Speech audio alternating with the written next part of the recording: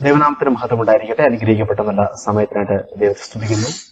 ഇന്ന് തികച്ചും വ്യത്യസ്തമായ ഒരു വിഷയവുമായിട്ടാണ് ന്യൂ ഹെർമനോട്ടിക്സ് ഗ്രൂപ്പ് നിങ്ങളുടെ മുമ്പിലേക്ക് വരുന്നത്. തോമാശ്ലീഹയുടെ പാരമ്പര്യങ്ങൾ എന്നൊരു വിഷയത്തെ ആസ്പദമാക്കിയാണ് ഇന്നത്തെ ചർച്ച മുന്നോട്ട് പോകുന്നത്. നമുക്കെല്ലാവർക്കും അറിയാവുന്നതുപോലെ ക്രിസ്തുവിന്റെ അപ്പോസ്തലന്മാരിൽ ഭാരത ക്രൈസ്തവ സഭയെ സംബന്ധിച്ചിടത്തോളം ഏറ്റവും പ്രാധാന്യം അർഹിക്കുന്ന ഒരു വ്യക്തിയാണ് അപ്പോസ്തലനായ തോമസ്. തോമാശ്ലീഹയുടെ ഇന്ത്യയിലേക്കുള്ള വരവ്, അതുമായി ബന്ധപ്പെട്ടിട്ടുള്ള പാരമ്പര്യങ്ങൾ ഭാരതത്തിലെ ക്രൈസ്തവർക്ക് വളരെ പ്രധാനപ്പെട്ട ഒന്നായി പരമ്പരാഗതമായി കണക്കാക്കി പോരുന്ന ഒരു വസ്തുതയാണ്. ഈ വിഷയത്തെ സംബന്ധിച്ചാണ് മുഖ്യമായിട്ട് നമ്മൾ ചർച്ച ചെയ്യുന്നത്. ഇന്ന് നമ്മളോടൊപ്പം ഈ വിഷയത്തെക്കുറിച്ച് സംസാരിക്കാൻ വേണ്ടി യൂണിയൻ ബിബ്ലിക്കൽ സെമിനാരി അസോസിയേറ്റ് പ്രൊഫസറായി സേവനമനുഷ്ഠിക്കുന്ന, അവിടുത്തെ ന്യൂ ടെസ്റ്റ്മെന്റ് ഡിപ്പാർട്ട്മെന്റ് ഹെഡായിരിക്കുന്ന ഡോക്ടർ ജോൺസൺ തോമസ്കുട്ടി നമ്മളോടൊപ്പം ഇന്ന് ഈ ലൈവിൽ പങ്കുചേരുകയാണ്. അദ്ദേഹം വളരെ പ്രശസ്തനായ ഒരു പുതിയ നിയമ പണ്ഡിതനാണ്. ഈ വിഷയത്തെ സംബന്ധിച്ച് താനൊരു ഗവേഷണം നടത്തുകയും തന്റെ പോസ്റ്റ് ഡോക്ടറൽ സ്റ്റഡീസിന്റെ ഭാഗമായിട്ടൊരു ഗവേഷണം നടത്തുകയും അത് സംബന്ധിച്ച ഒരു പുസ്തകം ഈ അടുത്ത മാസം പ്രസിദ്ധീകരിക്കുവാൻ വേണ്ടി ഇരിക്കുകയാണ്. അത് സംബന്ധിച്ച വിശദാംശങ്ങൾ അദ്ദേഹം പറയും. അതിനെ അധികരിച്ചുകൊണ്ടാണ് ഇന്നത്തെ ചർച്ച മുന്നോട്ട് പോകുന്നത്. സ്വാഗതം ഡോക്ടർ ജോൺസൺ. ഇന്ന് നമ്മളോടൊപ്പം ഈ അഭിമുഖ സംഭാഷണത്തിൽ പങ്കെടുക്കാൻ വേണ്ടിയിട്ട് ബ്രദർ സൽമനും അയർലൻഡിൽ നിന്ന് നമ്മളോടൊപ്പം ജോയിൻ ചെയ്തിട്ടുണ്ട്. അദ്ദേഹത്തെ ഞാൻ ഈ ഇന്റർവ്യൂവിലേക്ക് സ്വാഗതം ചെയ്യുന്നു. നമുക്ക് നമ്മുടെ ചോദ്യങ്ങളിലേക്ക് കിടക്കാം. ആദ്യത്തെ ചോദ്യം ബ്രദർ സൽമൻ ചോദിക്കുന്നതായിരിക്കും.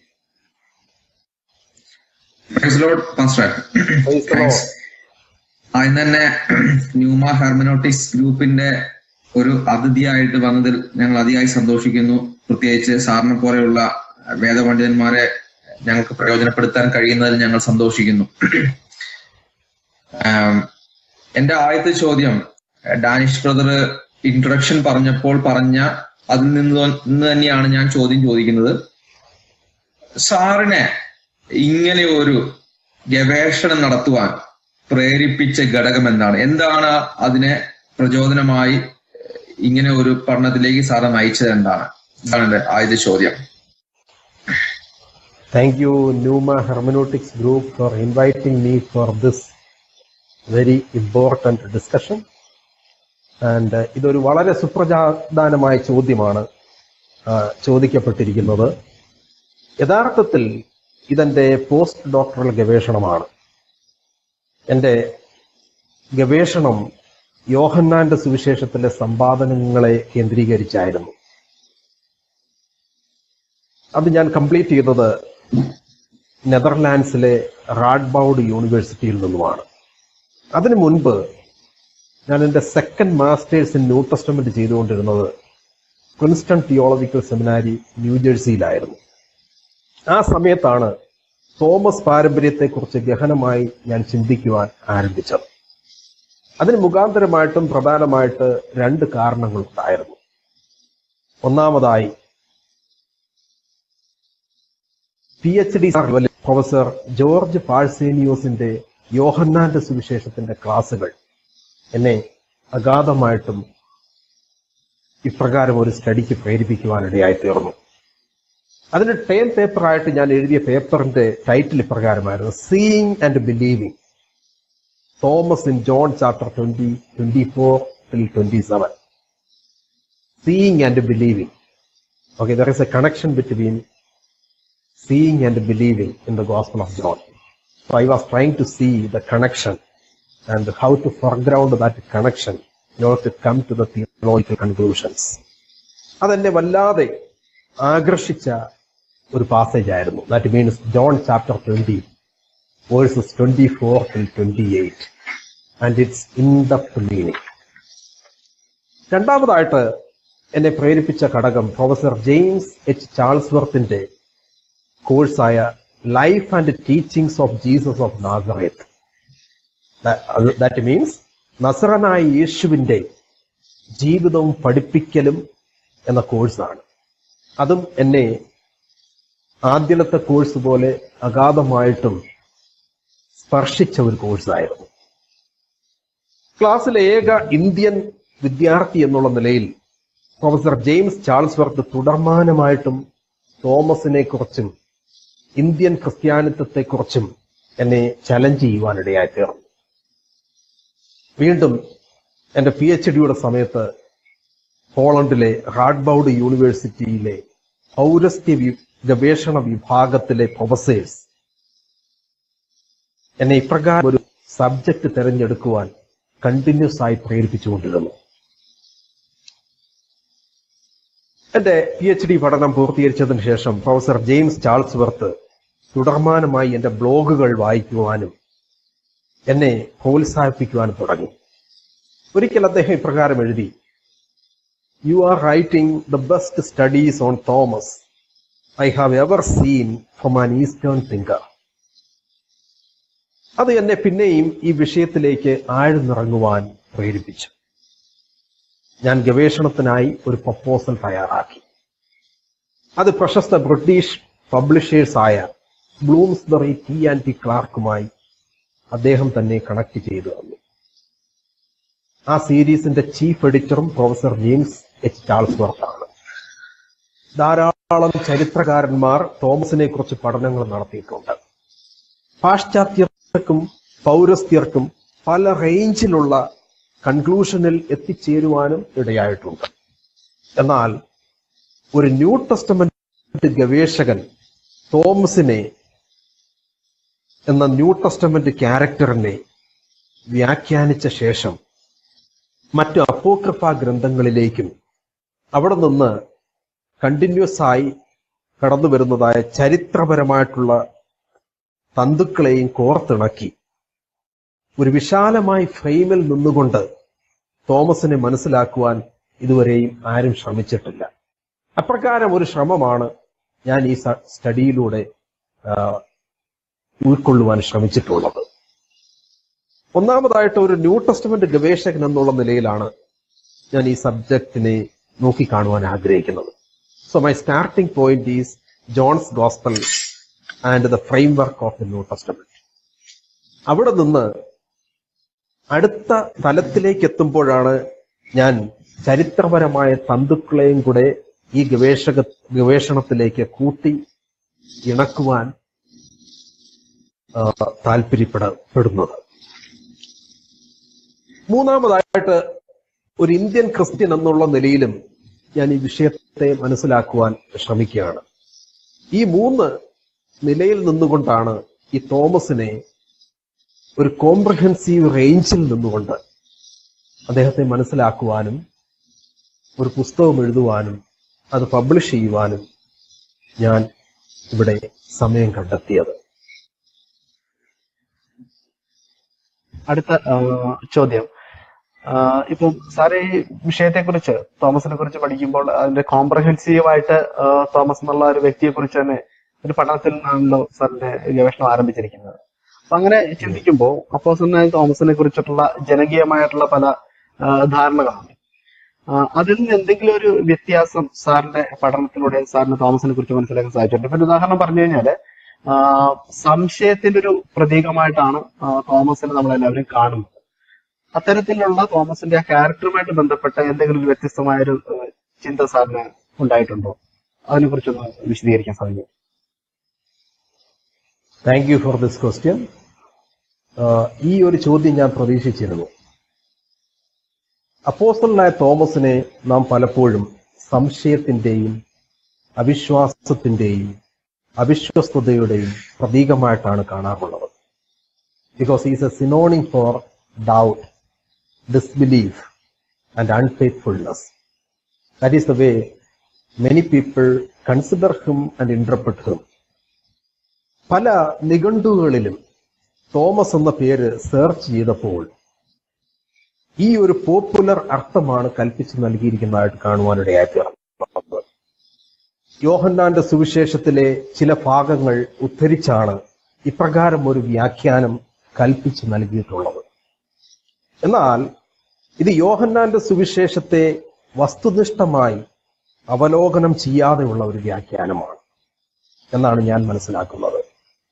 യോഹന്നാന്റെ സുവിശേഷത്തിൽ തോമസ് 4 ഭാഗങ്ങളിലാണ് പ്രത്യക്ഷപ്പെടുന്നതായിട്ട് നമ്മൾ കാണുന്നത്. ഒന്നാമതായിട്ട് ചാപ്റ്റർ 11:16 ലാസറിന്റെ ഉയർത്തെഴുന്നേൽപ്പിനോടുള്ള ബന്ധത്തിലാണ് ആദ്യമായി തോമസ് പ്രത്യക്ഷപ്പെടുന്നതായിട്ട് നമ്മൾ കാണുന്നത്. ചാപ്റ്റർ 11-ലും 20-ലും 2 ഉയർപ്പുകളെ കുറിച്ചാണ് ഉല്ലേഖനം ചെയ്തിരിക്കുന്നത്. യോഹന്നാന്റെ സുവിശേഷത്തെ പ്രധാനമായും 2 ഭാഗങ്ങളായിട്ടാണ് തരംതിരിച്ചിരിക്കുന്നത്.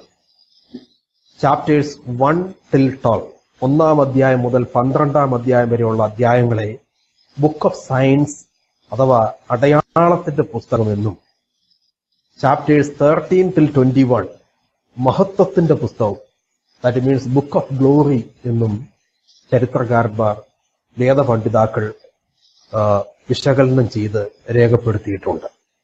ഇത് ശരിയെങ്കിൽ അടയാളങ്ങളുടെ പുസ്തകവും മഹത്വത്തിന്റെ പുസ്തകവും അവസാനിക്കുന്നത് 2 ഉയർത്തെഴുന്നേൽപ്പുകളോടെയാണ്, ലാസറിന്റെയും യേശുവിന്റെയും. ഇതിലൊന്ന് മറ്റൊന്നിനെ മഹത്വീകരിക്കുന്നതാണ്.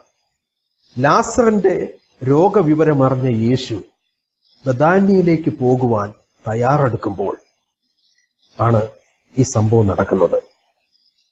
11 ശിഷ്യന്മാർ പറയുന്നു യേശുവിനോട്, ഗുരു, അങ്ങ് ബഥാന്യയിലേക്കും യെരുശലേമിലേക്കും പോകരുത്.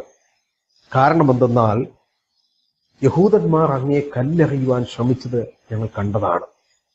If you are going back you are going to a dangerous zone. എന്നാൽ തോമസ് stood alone. തോമസ് ഇവിടെ ഒറ്റയ്ക്ക് നിന്നുകൊണ്ട് പറയുകയാണ്, no, let us go and die with him. നമുക്ക് പോയി അവനോട് കൂടെ മരിക്കാം. So that is a confident statement. അതൊരു വളരെ ധൈര്യവാനായ ഒരു വ്യക്തിയുടെ ഒരു പ്രഖ്യാപനമാണ്.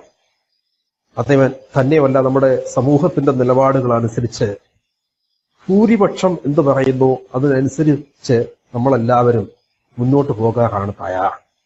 എന്നാൽ ഭൂരിപക്ഷത്തിന്റെ അഭിപ്രായത്തിന് എതിരായിട്ട് ഒറ്റയ്ക്ക് നിന്നുകൊണ്ട് അതിനെ എതിർത്ത് സംസാരിക്കുവാനുള്ളതായ ഒരു ചങ്കൂറ്റം തോമസിന്റെ ആ സ്റ്റേറ്റ്മെന്റിലൂടെ നമുക്ക് കാണുവാനിടയായിത്തീരുന്നു. രണ്ടാമതായിട്ട് നമ്മൾ തോമസിനെ കാണുന്നത് 14-ാം അധ്യായത്തിന്റെ 5-ാം വാക്യത്തിലാണ്. അവിടെ അദ്ദേഹം ചോദിക്കുകയാണ്, ജീസസിന്റെ സ്റ്റേറ്റ്മെന്റിനോട് തോമസ് റെസ്പോണ്ട് ചെയ്യുന്നതായിട്ട് നമ്മൾ അവിടെ കാണുന്നു. യേശുക്രിസ്തു സ്വർഗത്തിലേക്ക് കടന്നു പോകുന്നതിനെ കുറിച്ച് പറയുകയാണ്. 13-ാം അധ്യായം മുതൽ 17-ാം അധ്യായം വരെ നമ്മൾ വിശകലനം പഠിക്കുമ്പോൾ അതിനെ ഫെയർവെൽ ഡിസ്കോഴ്സ് എന്നാണ് പറയുന്നത്. യേശുക്രിസ്തു പിതാവിന്റെ അരികിലേക്ക് കടന്നു പോകുന്നതിന് മുന്നമേ ഒരു പ്രൈവറ്റ് ഡിസ്കോഴ്സ് തന്റെ ശിഷ്യന്മാർക്ക് കൊടുക്കുകയാണ്. ആ സമയത്താണ് യേശുക്രിസ്തു പറയുന്നത്, ഞാൻ പിതാവിന്റെ അരികിലേക്ക് കടന്നു പോകുന്നു, ഞാൻ വഴിയൊരുക്കുവാൻ പോകുന്നു, മറ്റൊരു കാര്യസ്ഥൻ കടന്നു വരും, പരിശുദ്ധാത്മാവാകുന്ന കാര്യസ്ഥൻ കടന്നു വന്ന് നിങ്ങളെ സകല സത്യത്തിനും വഴി നടത്തും. ഈ സമയത്താണ് തോമസ് ചോദിക്കുന്നത്, ഗുരു, അങ്ങ് ഒരു വഴിയെക്കുറിച്ച് സംസാരിക്കുന്നു. What is that way? How can we know about that way? Okay, ആ ചോദ്യത്തിന്റെ മുന്നിലാണ് യേശുക്രിസ്തു യോഹന്നാന്റെ സുവിശേഷത്തിലെ ഏറ്റവും വലിയ ഒരു വെളിപ്പാട് നടത്തുന്നത്. 14-ന്റെ 6-ാം വാക്യത്തിൽ അദ്ദേഹം പറയുകയാണ്, ഞാൻ തന്നെ വഴിയും സത്യവും ജീവനുമാകുന്നു. ഇവിടെ നോക്കുക, തോമസിന്റെ ആദ്യത്തെ 2 പ്രത്യക്ഷപ്പെടലുകളാണ് നമ്മളോട് കാണുന്നത്. ഒന്നാമത്തെ പ്രത്യക്ഷപ്പെടലിൽ അവരൊരു റിമോട്ട് വില്ലേജിലാണ്. ആ റിമോട്ട് വില്ലേജിൽ നിന്നും യെരുശലേമിലേക്കും അവിടെ നിന്നും ബഥാന്യയിലേക്കും പോകുന്നതായ യാത്രയെക്കുറിച്ചാണ് സംസാരിക്കുന്നത്. തോമസ് പറയുന്നത്, നമുക്കും അവനോട് കൂടെ പോയി മരിക്കാം. അവിടെ ഒരു ഹൊറൈസോണ്ടൽ ജേണിയാണ് നമ്മൾ കാണുന്നത്. ഒരു ഹൊറൈസോണ്ടൽ വേ, ഒരു വേയെ കുറിച്ചാണ് അവിടെ സംസാരിക്കുന്നത്, ഒരു വഴിയെക്കുറിച്ചാണ് അവിടെ സംസാരിക്കുന്നത്. ആ വഴിയിൽ നമ്മൾ യാത്ര ചെയ്യണമോ? എന്നാൽ ഈ 14-ാം അധ്യായത്തിലേക്ക് കടന്നു വരുമ്പോൾ അതൊരു വ്യത്യസ്തമായിട്ടുള്ള വേ ആണ്. That is not a horizontal way but a vertical way, a way that connects this world with the world above. Okay, താഴത്തെ ലോകത്തെയും മുകളിലത്തെ ലോകത്തെയും തമ്മിൽ ബന്ധിപ്പിക്കുവാൻ യേശുക്രിസ്തുവിന് കഴിയും എന്ന് പറയുമ്പോൾ തോമസിന് അത് കോംപ്രിഹെൻഡ് ചെയ്യുവാൻ, മനസ്സിലാക്കുവാൻ കഴിയാത്ത ഒരവസ്ഥയാണ്. So is that Thomas is A realistic person. Thomas എപ്പോഴും വേദപുസ്തകത്തിൽ ഒരു ഹിപ്പോക്രറ്റിക്കൽ ക്യാരക്ടറിസ്റ്റിക് കാണിക്കുന്നത്. സത്യസന്ധനായ ഒരു വ്യക്തി, ഒന്നും മറച്ചു വെക്കാതെ തന്റെ ചോദ്യങ്ങൾ ചോദിക്കുന്നു. തനിക്കൊന്നും മറച്ചു വെക്കാനില്ല. അപ്പൊ ആരുടെ മുമ്പിലാണെങ്കിലും എന്തും ചോദിക്കുവാനുള്ളതായ ഒരു തന്റെ ഇടം അപ്പോസ്തലനായ തോമസ് തന്റെ ഓരോ ചര്യകളിലും കാണിക്കുന്നതായിട്ട് നമുക്ക് അവിടെ കാണുവാനിടയായിത്തീരും. മൂന്നാമത് തോമസ് പ്രത്യക്ഷപ്പെടുന്നത് 20-ാം അധ്യായത്തിന്റെ 24 മുതൽ 28 വരെയുള്ള വാക്യങ്ങളിലാണ്. അവിടെയാണ് ആദ്യമേ 10 ശിഷ്യന്മാർക്ക് പ്രത്യക്ഷമാകുന്നു. ആയതിനു ശേഷം തോമസിന് പ്രത്യക്ഷമാകുന്നു. ഈ സമയത്ത് യേശുക്രിസ്തു തന്റെ തിരുമുറിവുകൾ തോമസിനെ കാണിക്കുന്നു. കാണാതെ വിശ്വസിക്കുന്നവർ ഭാഗ്യവാന്മാരെന്ന് അവനോട് പറയുന്നു. ഈ സമയത്ത് തോമസ് പറയുന്നതായ ഒരു വളരെ പ്രശസ്തമായ സ്റ്റേറ്റ്മെന്റ്, എന്റെ കർത്താവും എന്റെ ദൈവവുമായുള്ളവേ, my Lord and my God. That is a strong and passionate statement came from Thomas. നമ്മള് ഈ സുവിശേഷങ്ങളും പോളിന്റെ ലെറ്റേഴ്സും എല്ലാം എടുത്ത് പരിശോധിക്കുമ്പോൾ ഒരു ക്യാരക്ടർ യേശുക്രിസ്തുവിനെ ഡയറക്റ്റായിട്ട് ദൈവം എന്ന് വിളിക്കുന്നതായിട്ട് ഇവിടെ മാത്രമേ നമുക്ക് കാണുവാൻ കഴിയുള്ളൂ. അത് നിർവഹിച്ചത് തോമസ് ആണ്. ജീസസിനെ അഡ്രസ് ചെയ്യുകയാണ്, my Lord and my God. Even പത്രോസിന്റെ പ്രഖ്യാപനങ്ങൾ എടുത്ത് നമ്മൾ പരിശോധിച്ചാൽ അദ്ദേഹത്തിന്റെ ഏറ്റവും പ്രമാദമായ പ്രഖ്യാപനം എന്ന് പറയുന്നത് you are the holy one of God. Holy one of God. ഒരു ജനറ്റീവ് കേസിലാണ് അത് അവിടെ യൂസ് ചെയ്തിരിക്കുന്നത്. എന്നാൽ Thomas is the only person addresses Jesus directly God. ഇപ്പൊ ഈ യോഹന്നാന്റെ സുവിശേഷത്തിന്റെ ഒരു ഫ്രെയിംവർക്ക് എടുത്ത് നമ്മൾ പരിശോധിച്ചാൽ യോഹന്നാന്റെ സുവിശേഷം 1-ാം അധ്യായം 1-ാം വാക്യം തുടങ്ങുന്നത്, ആദിയിൽ വചനമുണ്ടായിരുന്നു, വചനം ദൈവത്തോടു കൂടെയായിരുന്നു, വചനം ദൈവമായിരുന്നു. നോക്കുക, the first statement is that Jesus himself was God. അങ്ങനെ ഒരു സ്റ്റേറ്റ്മെന്റിൽ തുടങ്ങിയതിന് ശേഷം ഡ്രമാറ്റിക്കലായിട്ട് അതിന്റെ അവസാന ഭാഗത്തിലേക്ക് വരുമ്പോൾ തോമസിന്റെ മൗത്തിലൂടെ that comes out profoundly. So in that way, the Gospel of John is bracketed between these two statements. യോഹന്നാന്റെ സുവിശേഷം ആഗമനം വർണ്ണിക്കപ്പെട്ടിരിക്കുന്നത് ഒരു വലിയ ഇൻക്ലൂഷൻ ഓർ ഒരു വലിയ ബ്രാക്കറ്റിനുള്ളിലാണ്. സോ ഈ ബ്രാക്കറ്റ് സ്റ്റേറ്റ്മെന്റ് എന്ന് പറഞ്ഞാൽ എന്താണ്? യേശുക്രിസ്തു ദൈവമാണ്, യേശുക്രിസ്തു ദൈവമാണ്. ആരംഭത്തിൽ the narrator says, the storyteller says that in the beginning was the word was with God and the word was God. ആദിയിൽ വചനമുണ്ടായിരുന്നു, വചനം ദൈവത്തോടു കൂടെയായിരുന്നു, വചനം ദൈവമായിരുന്നു. ആ സ്റ്റേറ്റ്മെന്റ് ആണ് പിന്നീട് അങ്ങോട്ട് വർണ്ണിക്കുന്നത് ഓരോ സ്റ്റോറികളിലൂടെ. എന്നിട്ട് അവസാനം ആ സ്റ്റേറ്റ്മെന്റ് റിപ്പീറ്റ് ചെയ്താണ് ഈ സ്റ്റോറി അവസാനിക്കുന്നത് യോഹന്നാന്റെ സുവിശേഷത്തിൽ. അത് തോമസിലൂടെയാണ് നിർവഹിക്കപ്പെടുന്നത്. അങ്ങനെയാണെങ്കിൽ യോഹന്നാന്റെ സുവിശേഷത്തിലെ സ്റ്റോറിയിൽ തോമസിനുള്ള പ്രാധാന്യത വളരെ സുപ്രധാനമാണ്. ഈ സ്റ്റേറ്റ്മെന്റ് നടത്തിയിട്ട് തോമസ് അവിടുന്ന് അപ്രത്യക്ഷിതമായിട്ട് നമ്മൾ കാണുന്നില്ല. പകരം 21-ാം അധ്യായത്തിലേക്ക് കടന്നു വരുമ്പോൾ യേശുക്രിസ്തു 7 അപ്പോസ്തലന്മാർക്ക് പ്രത്യക്ഷമാകുന്നതായിട്ട് നമ്മൾ കാണുന്നു. ഈ 7 അപ്പോസ്തലന്മാരിൽ രണ്ടാമത്തെ ആളാണ് തോമസ്. പത്രോസ് കഴിഞ്ഞാൽ 2-ാം സ്ഥാനം അവിടെ കൽപ്പിച്ചു നൽകപ്പെട്ടിരിക്കുന്നത് തോമസിനാണ്. നോക്കുക, ഇപ്രകാരം ഒരു ഫ്രെയിംവർക്കിൽ നിന്നുകൊണ്ട് പരിശോധിക്കുമ്പോൾ യേശു ദൈവമാണ് എന്ന സത്യത്തെ ഡയറക്റ്റായി പ്രഖ്യാപിച്ചിരിക്കുന്ന 2 വേദഭാഗങ്ങൾ ആരംഭത്തിലും അവസാനത്തിലും രേഖപ്പെടുത്തിയിരിക്കുന്നതായിട്ട് നമ്മൾ കാണുവാനിടയായിത്തീരും. ഇനി നമ്മൾ 1-ാം നൂറ്റാണ്ടിലെ ഒരു ട്രെൻഡ് ഉണ്ട്. 1-ാം നൂറ്റാണ്ടിലെ ട്രെൻഡ് എന്ന് പറഞ്ഞാൽ എല്ലാവരും കണ്ടിട്ടാണ് വിശ്വസിച്ചത്. യേശുക്രിസ്തു ഉയർത്തെഴുന്നേറ്റു എന്ന് വിശ്വസിച്ചത് ആരും വിശ്വസിച്ചില്ല യേശുക്രിസ്തു മരിച്ചവരിൽ നിന്ന് ഉയർത്തെഴുന്നേൽക്കും. എല്ലാവരും കണ്ടതിന് ശേഷമാണ് വിശ്വസിച്ചത്. ഓക്കെ, മഗ്ദലന മറിയത്തെ എടുത്ത് പരിശോധിക്കുക. അവൾ യേശുക്രിസ്തുവിനെ കണ്ട് കെട്ടിപ്പിടിച്ചതിന് ശേഷമാണ് എന്ത് ചെയ്തത്? തൊട്ടതിന് ശേഷമാണ് എന്ത് ചെയ്തത്? വിശ്വസിച്ചത്. ഓക്കെ, റബൂനി എന്ന് വിളിച്ചുകൊണ്ട് യേശുക്രിസ്തുവിനെ ഉയർത്തെഴുന്നേറ്റിരിക്കുന്നു എന്നവൾ മനസ്സിലാക്കി. പത്രോസും യോഹന്നാനും കൂടെ യേശുവിന്റെ കല്ലറയിലേക്ക് ഓടിച്ചെന്ന് കണ്ടതിന് ശേഷമാണ് അവർ വിശ്വസിച്ചത്. കാണുന്നതിന് മുന്നമേ അവർ വിശ്വസിച്ചില്ല. മറ്റ് 10 ശിഷ്യന്മാരുടെ കാര്യമെടുത്ത് പരിശോധിച്ചാൽ അവരെല്ലാവരും കണ്ടതിന് ശേഷമാണ് വിശ്വസിച്ചത്. എല്ലാവരും കണ്ടതിന് ശേഷമാണ് വിശ്വസിച്ചത്. So Thomas also believed after seeing. Okay, ആയതുകൊണ്ടാണ് അവസാനം യേശുക്രിസ്തു പറയുന്നത് കാണാതെ വിശ്വസിക്കുന്നവർ ഭാഗ്യവാന്മാർ. അതാരെ കുറിച്ചാണ് പറയുന്നത്? നമ്മളെ കുറിച്ചാണ്. Not about the apostles but the people those who believed afterwards. നമ്മളെല്ലാവരും കാണാതെ വിശ്വസിച്ചവരാണ്. എന്നാൽ ഈ അപ്പോസ്തലന്മാരെല്ലാവരും കണ്ടതിന് ശേഷമാണ് വിശ്വസിച്ചത്. ഇനി 21:2 വീണ്ടും തോമസ് പ്രത്യക്ഷപ്പെടുന്നു 4ാമത്തെ തവണ. തോമസിന് വിശ്വസിക്കാൻ തൻ്റെതായ രീതികളുണ്ട്.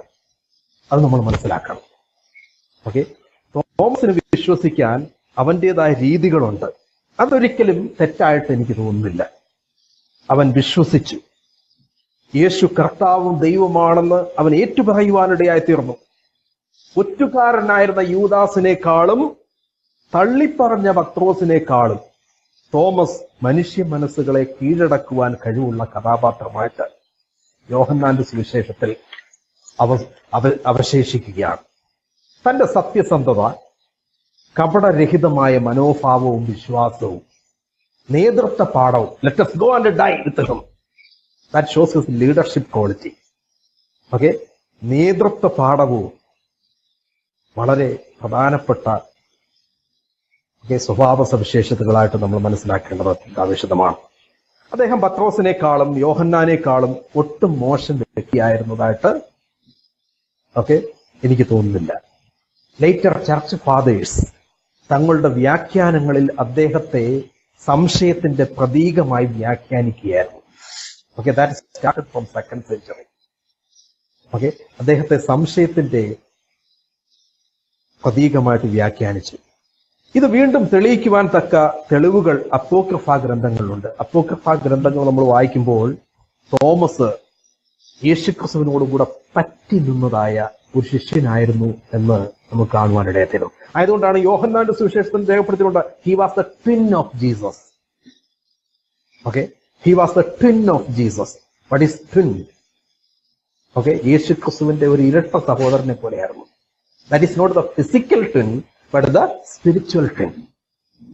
യേശുക്രിസ്തുവിനോട് കൂടെ എപ്പോഴും ഉണ്ടായിരുന്നതായ ഒരു സ്പിരിച്വൽ ട്വിൻ ആയിരുന്നു അപ്പോസ്തലനായ Thomas.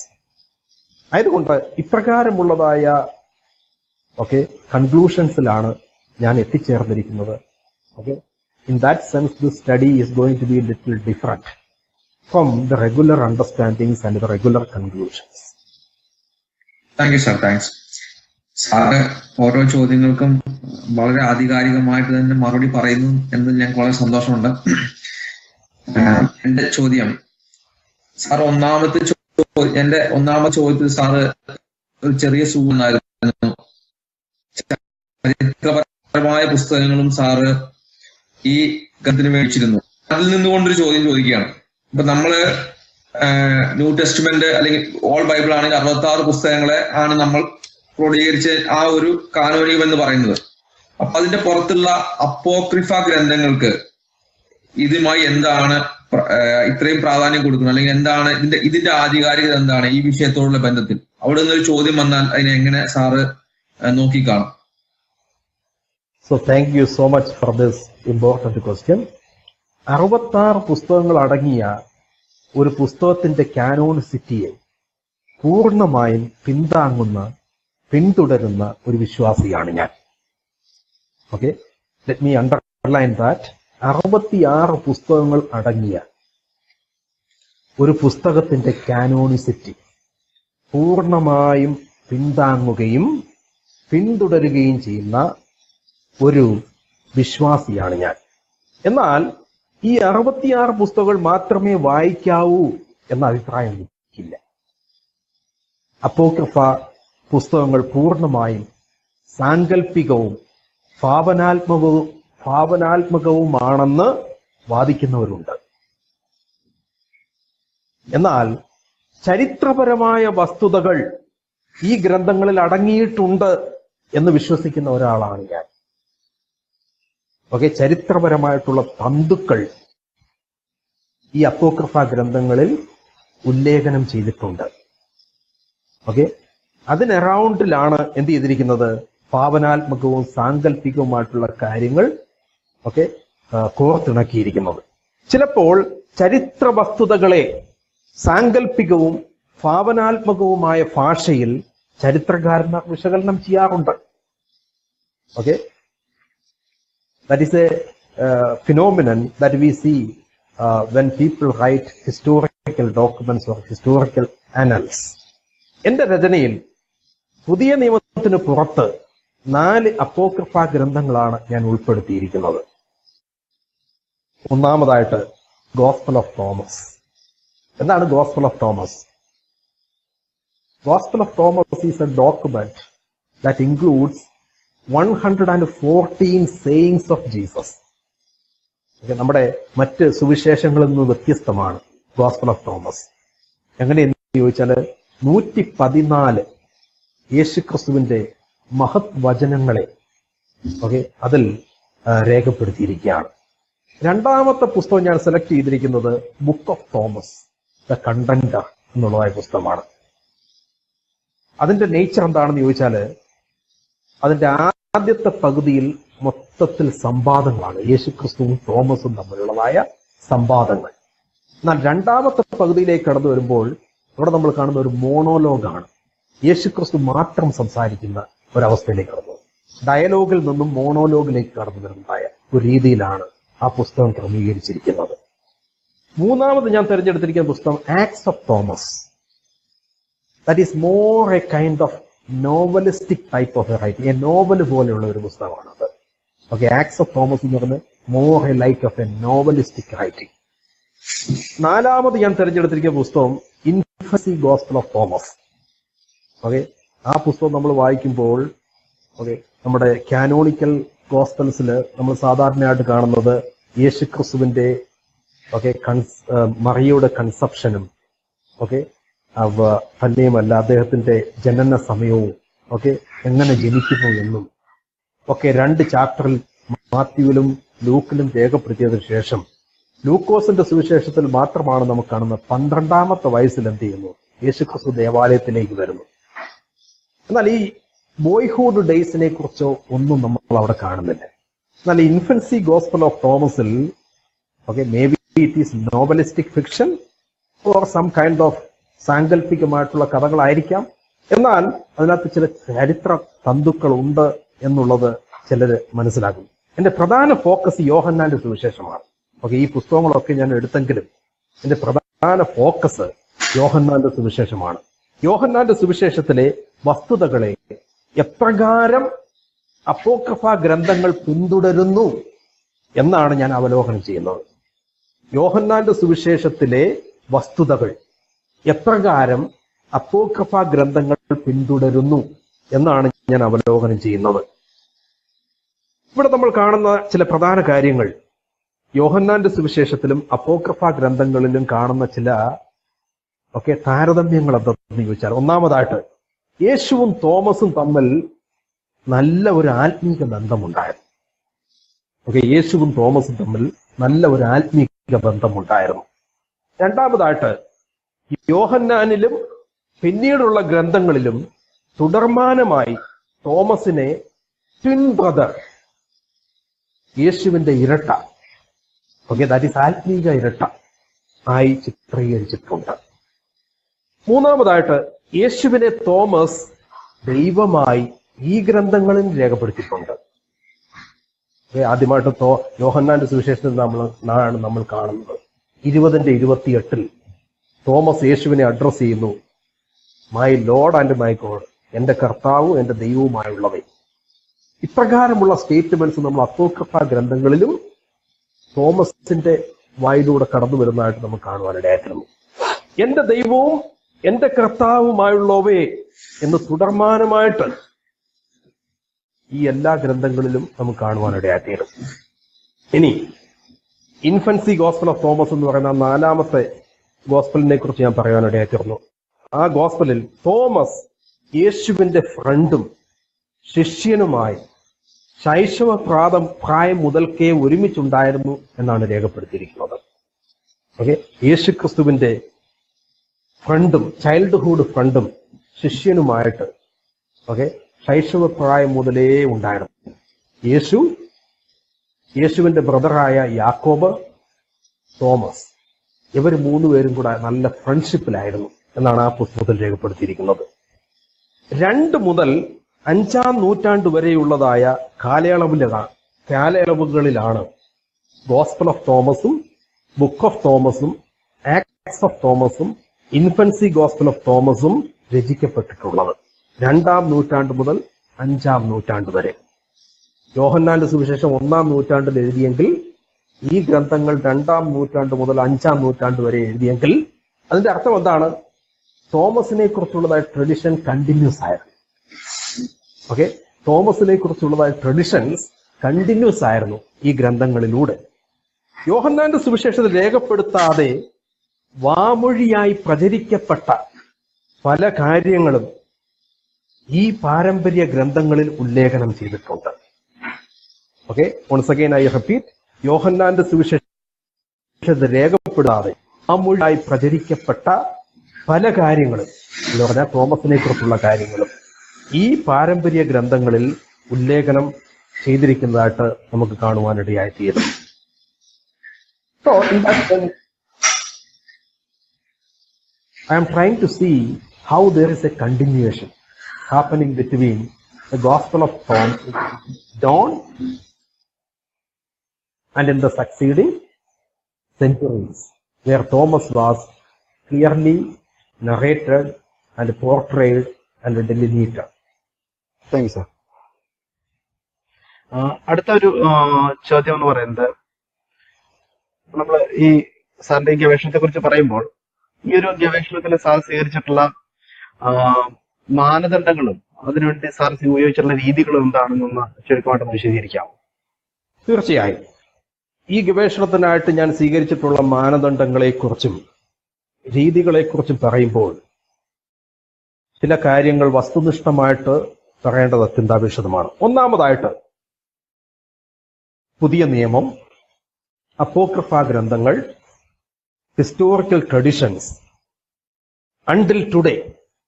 Okay, it is not only 1st century till 5th century. Okay, 1st century മുതൽ 21-ാം നൂറ്റാണ്ട് വരെയുള്ളതായ living tradition in Kerala. That is very important, living tradition. Okay, in Kerala. ഇവയെല്ലാം കോർത്തിണക്കിക്കൊണ്ടുള്ളതായ ഒരു പുസ്തകമാണ് ഞാൻ എഴുതിയിരിക്കുന്നത്. ഒരു വിശാലമായ അഭിപ്രായത്തിൽ എത്തിച്ചേരാൻ ഇത് സഹായകമായിട്ടുണ്ട്. ഇത് 3 ഡിസിപ്ലിൻസ് ഓഫ് സ്റ്റഡീസ് കമ്പൈൻ ചെയ്തുള്ള ഒരു സ്റ്റഡിയാണ്. What are the 3 disciplines? The first one is New Testament is a separate discipline. Apocrypha study എന്ന് പറയുന്നത് അനദർ സെപ്പറേറ്റ് ഡിസിപ്ലിൻ ആണ്. ഹിസ്റ്റോറിക്കൽ സ്റ്റഡി എന്ന് പറയുന്ന ഒരു 3rd ഡിസിപ്ലിൻ ആണ്. ഈ 3 ഡിസിപ്ലിനെയും കൂടെ കമ്പൈൻ ചെയ്തുകൊണ്ടാണ് ഞാൻ ഈ സ്റ്റഡി നടത്തിയിരിക്കുന്നത്. ഇതൊരു വിശാലമായ അവലോകനത്തിന് നമ്മെ സഹായിക്കുന്നു. That is the first thing. രണ്ടാമതായിട്ട് പുതിയ നിയമഗ്രന്ഥങ്ങളെ ശാസ്ത്രീയ പരീക്ഷണങ്ങളോടെ അപഗ്രഥനം ചെയ്തിട്ടുണ്ട് ഈ ഗ്രന്ഥത്തിൽ. Exegetical studies and hermeneutical disciplines, everything I have used in order to study this. സാഹിത്യപരമായിട്ട് New Testament as a literary work, ചരിത്രപരമായിട്ട് New Testament as a historical book, ദൈവശാസ്ത്രപരമായിട്ട് New Testament as a theological book. ഈ 3 രീതിയിൽ ഞാൻ അപഗ്രഥനം ചെയ്തിട്ടുണ്ട് ഈ പുസ്തകത്തിൽ. ഇതിൽ സഭാപിതാക്കന്മാരുടെ പാരമ്പര്യവും ഇന്നത്തെ living tradition of Malabar and Mylapore ഇവയെല്ലാം ഉൾപ്പെടുത്തിക്കൊണ്ടാണ് ഞാൻ ഇപ്രകാരം ഒരു സ്റ്റഡി ഇവിടെ നടത്തിയിരിക്കുന്നത്. എന്ന് പറഞ്ഞാൽ എന്റെ ഈ പഠനത്തിൽ Thomas literature as a whole, both oral and written, okay, I have included. Okay, oral tradition about Thomas as well as written traditions about Thomas. ഇവയെല്ലാം ഉൾപ്പെടുത്തിക്കൊണ്ടുള്ള ഒരു സ്റ്റഡിയാണ് ഞാനിവിടെ നടത്തിയിരിക്കുന്നത്. ആയതുകൊണ്ട് ഇതൊരു കോംപ്രഹെൻസീവ് സ്റ്റഡി ആയിരിക്കും എന്നാണ് എന്റെ വിശ്വാസം. മൂന്നാമതായിട്ട് ഒരു വിശാലമായ അവലോകനം ഈ സ്റ്റഡിയിലൂടെ ഞാൻ മുന്നോട്ട് വച്ചിരിക്കുകയാണ്. ലഭ്യമാകാവുന്ന എല്ലാ എവിഡൻസസും വിശകലനം ചെയ്ത് തോമസിനെ കുറിച്ചൊരു വലിയ ഫ്രെയിം ഈ സ്റ്റഡിയിലൂടെ ഞാൻ കൊണ്ടുവരാൻ ശ്രമിച്ചിട്ടുണ്ട്. ഇതിന് യൂസ് ചെയ്തിരിക്കുന്ന sources, canonical traditions, that is gospel of Thomas, gospel of John, synoptic gospel ഞാൻ വെച്ചിട്ടുണ്ട്, മാത്യു, മാർക്ക്, ലൂക്കില് Thomas only coming in the list of the disciples. Apostle പ്രവൃത്തികൾ ചാപ്റ്റർ 1:13 ലിസ്റ്റ് ഓഫ് ദ ഡിസൈപ്പിൾസിൽ തോമസ് കടന്നു വരുന്നുണ്ട്. അപ്പോ ഈ മത്തായിയിലും മർക്കോസിലും ലൂക്കോസിലും അപ്പോസ്റ്റൽ പ്രവൃത്തികളിലും തോമസ് പ്രത്യക്ഷപ്പെടുന്നത് ലിസ്റ്റ് ഓഫ് ദ ഡിസൈപ്പിൾസിൽ മാത്രമാണ്.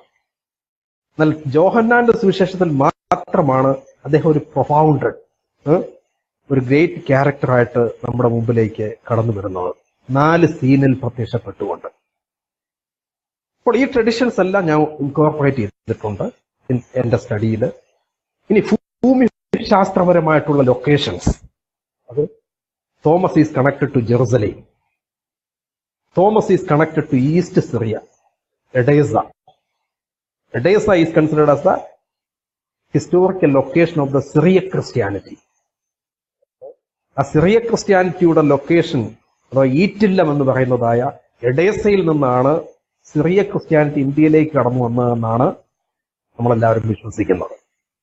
പിന്നീട് പേർഷ്യൻ ക്രിസ്ത്യാനിറ്റി, ഫസ്റ്റ് സെഞ്ചുറിയിലെ ഇന്ത്യൻ ചർച്ച് എന്ന് പറയുന്നത് പേർഷ്യൻ എക്ലീസിയാസ്റ്റിക്കൽ അതോറിറ്റിയുടെ അണ്ടറിലായിരുന്നു. ഇനി Parthian province, there are 2 traditions about Thomas in India. One is South Indian tradition and North Indian tradition. Whether Thomas came to South India or North India, that means the Indo-Parthian area. ഇപ്പോഴത്തെ നമ്മുടെ പാകിസ്ഥാന്റെയും പാകിസ്ഥാന്റെയും അഫ്ഗാനിസ്ഥാന്റെയും കാബൂളിന്റെയും that ഏരിയയിൽ Thomas കടന്നു വന്നു എന്നാണ് നമ്മൾ acts of തോമസിന്റെ ചില ഭാഗങ്ങൾ വായിക്കുമ്പോൾ മനസ്സിലാക്കുന്നത്. എന്നാൽ ചില ഭാഗങ്ങൾ വായിക്കുമ്പോൾ മനസ്സിലാക്കുന്നത് അദ്ദേഹം മലബാറിൽ കടന്നു വന്നു എന്നും, ചില ഭാഗങ്ങൾ വായിക്കുമ്പോൾ നമുക്ക് മനസ്സിലാക്കുവാൻ കഴിയുന്നത് അദ്ദേഹം മൈലാപ്പൂരിൽ പോയി മരണമടഞ്ഞു എന്നും. ഇങ്ങനെ 3 ട്രഡീഷൻസ് ഇന്ത്യയിൽ തന്നെ അദ്ദേഹത്തെ ചുറ്റിപ്പറ്റിയുണ്ട്. ഈ ട്രഡീഷൻസ് എല്ലാം ഞാൻ ഇൻകോർപ്പറേറ്റ് ചെയ്തിട്ടുണ്ട് എന്റെ ഡിസ്കഷനിൽ. പിന്നെ സമയനിഷ്ഠമായിട്ടുള്ള കാര്യങ്ങൾ, ഏതെല്ലാം കാലഘട്ടങ്ങൾ ഞാൻ ഉൾപ്പെടുത്തിയിട്ടുണ്ട്. 1-ാമത്തെ നൂറ്റാണ്ടിലെ തോമസിന്റെ ശിഷ്യത്വം മുതൽ ഇന്നത്തെ മലബാറിലെ ലിവിംഗ് ട്രഡിഷൻ വരെയുള്ളതായ കാര്യങ്ങൾ, ഹൈലൈറ്റഡ് ആയിട്ടുള്ള കാര്യങ്ങൾ ഞാൻ ഈ സ്റ്റഡിയിൽ ഉൾപ്പെടുത്തുവാൻ ശ്രമിച്ചിട്ടുണ്ട്. ഇതിനെക്കുറിച്ച് വിശകലനം ചെയ്തവരെ കുറിച്ച് ഞാൻ രേഖപ്പെടുത്തിയിട്ടുണ്ട്. ഫോർ എക്സാമ്പിൾ അപ്പോസ്റ്റലന്മാരിൽ ഇത് ഉൾപ്പെട്ടിട്ടുണ്ട്. For example John the Apostle wrote about Thomas. പിന്നീട് church fathers, many church fathers discussed about Thomas. പിന്നീട് ഹിസ്റ്റോറിയൻസ്, ചരിത്രകാരന്മാർ അദ്ദേഹത്തെ കുറിച്ച് രേഖപ്പെടുത്തിയിട്ടുണ്ട്. ജിയോഗ്രാഫേഴ്സ്, ഭൂമിശാസ്ത്രജ്ഞർ അദ്ദേഹത്തെ കുറിച്ച് രേഖപ്പെടുത്തിയിട്ടുണ്ട്. Travellers, many travelling documents. ഈ ട്രാവലേഴ്സ് ഡോക്യുമെന്റ്സിലെല്ലാം തോമസിന്റെ ട്രഡിഷനെ കുറിച്ച് രേഖപ്പെടുത്തപ്പെട്ടതായിട്ട് നമുക്ക് കാണുവാനിടയത്തിലും. ഇങ്ങനെ ധാരാളം സോഴ്സസും ധാരാളം ലൊക്കേഷൻസും ധാരാളം ക്രോണോളജിക്കൽ ആസ്പെക്ട്സും ധാരാളം പീപ്പിൾ ഇൻവോൾവ്ഡ്, ഇവരെയെല്ലാം കോംപ്രിഹെൻസീവായിട്ട് ഉൾപ്പെടുത്തിക്കൊണ്ടുള്ള ഒരു സ്റ്റഡിയാണ് ഞാൻ ഈ പുസ്തകത്തിലൂടെ ചെയ്യുവാൻ ശ്രമിച്ചിട്ടുള്ളത്. Thank you sir. ഇനി ഞാൻ ചോദിക്കാൻ പോകുന്ന ചോദ്യം എന്ന് പറയുന്നത് അല്പം വിവാദത്തിന് തിരികൊളുത്തുന്ന ഒരു ചോദ്യമാണ്. സാർ അത് ഓൾറെഡി ഒരു സൂചനയും തന്നു. സാറിന്റെ കഴിഞ്ഞ ചോദ്യത്തിന്റെ ഉത്തരത്തിനകത്ത് സാർ അത് ഉത്തരമായിട്ട് തന്നിരുന്നു. ഇന്ത്യയിലേക്കുള്ള തോമസ് സ്ലീഹയുടെ വരവും അതുമായി ബന്ധപ്പെട്ട കാര്യങ്ങളും. ഇതിനകത്ത് എന്റെ ചോദ്യം, ഇന്ത്യയിൽ നിലവിലുള്ള പാരമ്പര്യവുമായിട്ട് ഇതിനെന്തെങ്കിലും ബന്ധമുണ്ടോ? നമ്മൾ അതിന്റെ ആധികാരികതയെ സാർ എങ്ങനെയാണ് നോക്കിക്കാണുന്നത്? ഇന്ത്യയിലെ നിലവിലുള്ള പാരമ്പര്യത്തെയും നമ്മൾ കേൾക്കുന്ന പാരമ്പര്യത്തെയും തോമസ് ലീഹയുടെ വരവും ഇത്തരം കാര്യങ്ങളിലുള്ള ഈ പാരമ്പര്യ വിശ്വാസം എങ്ങനെ sir നോക്കിക്കാണുന്നു? So thank you for the question.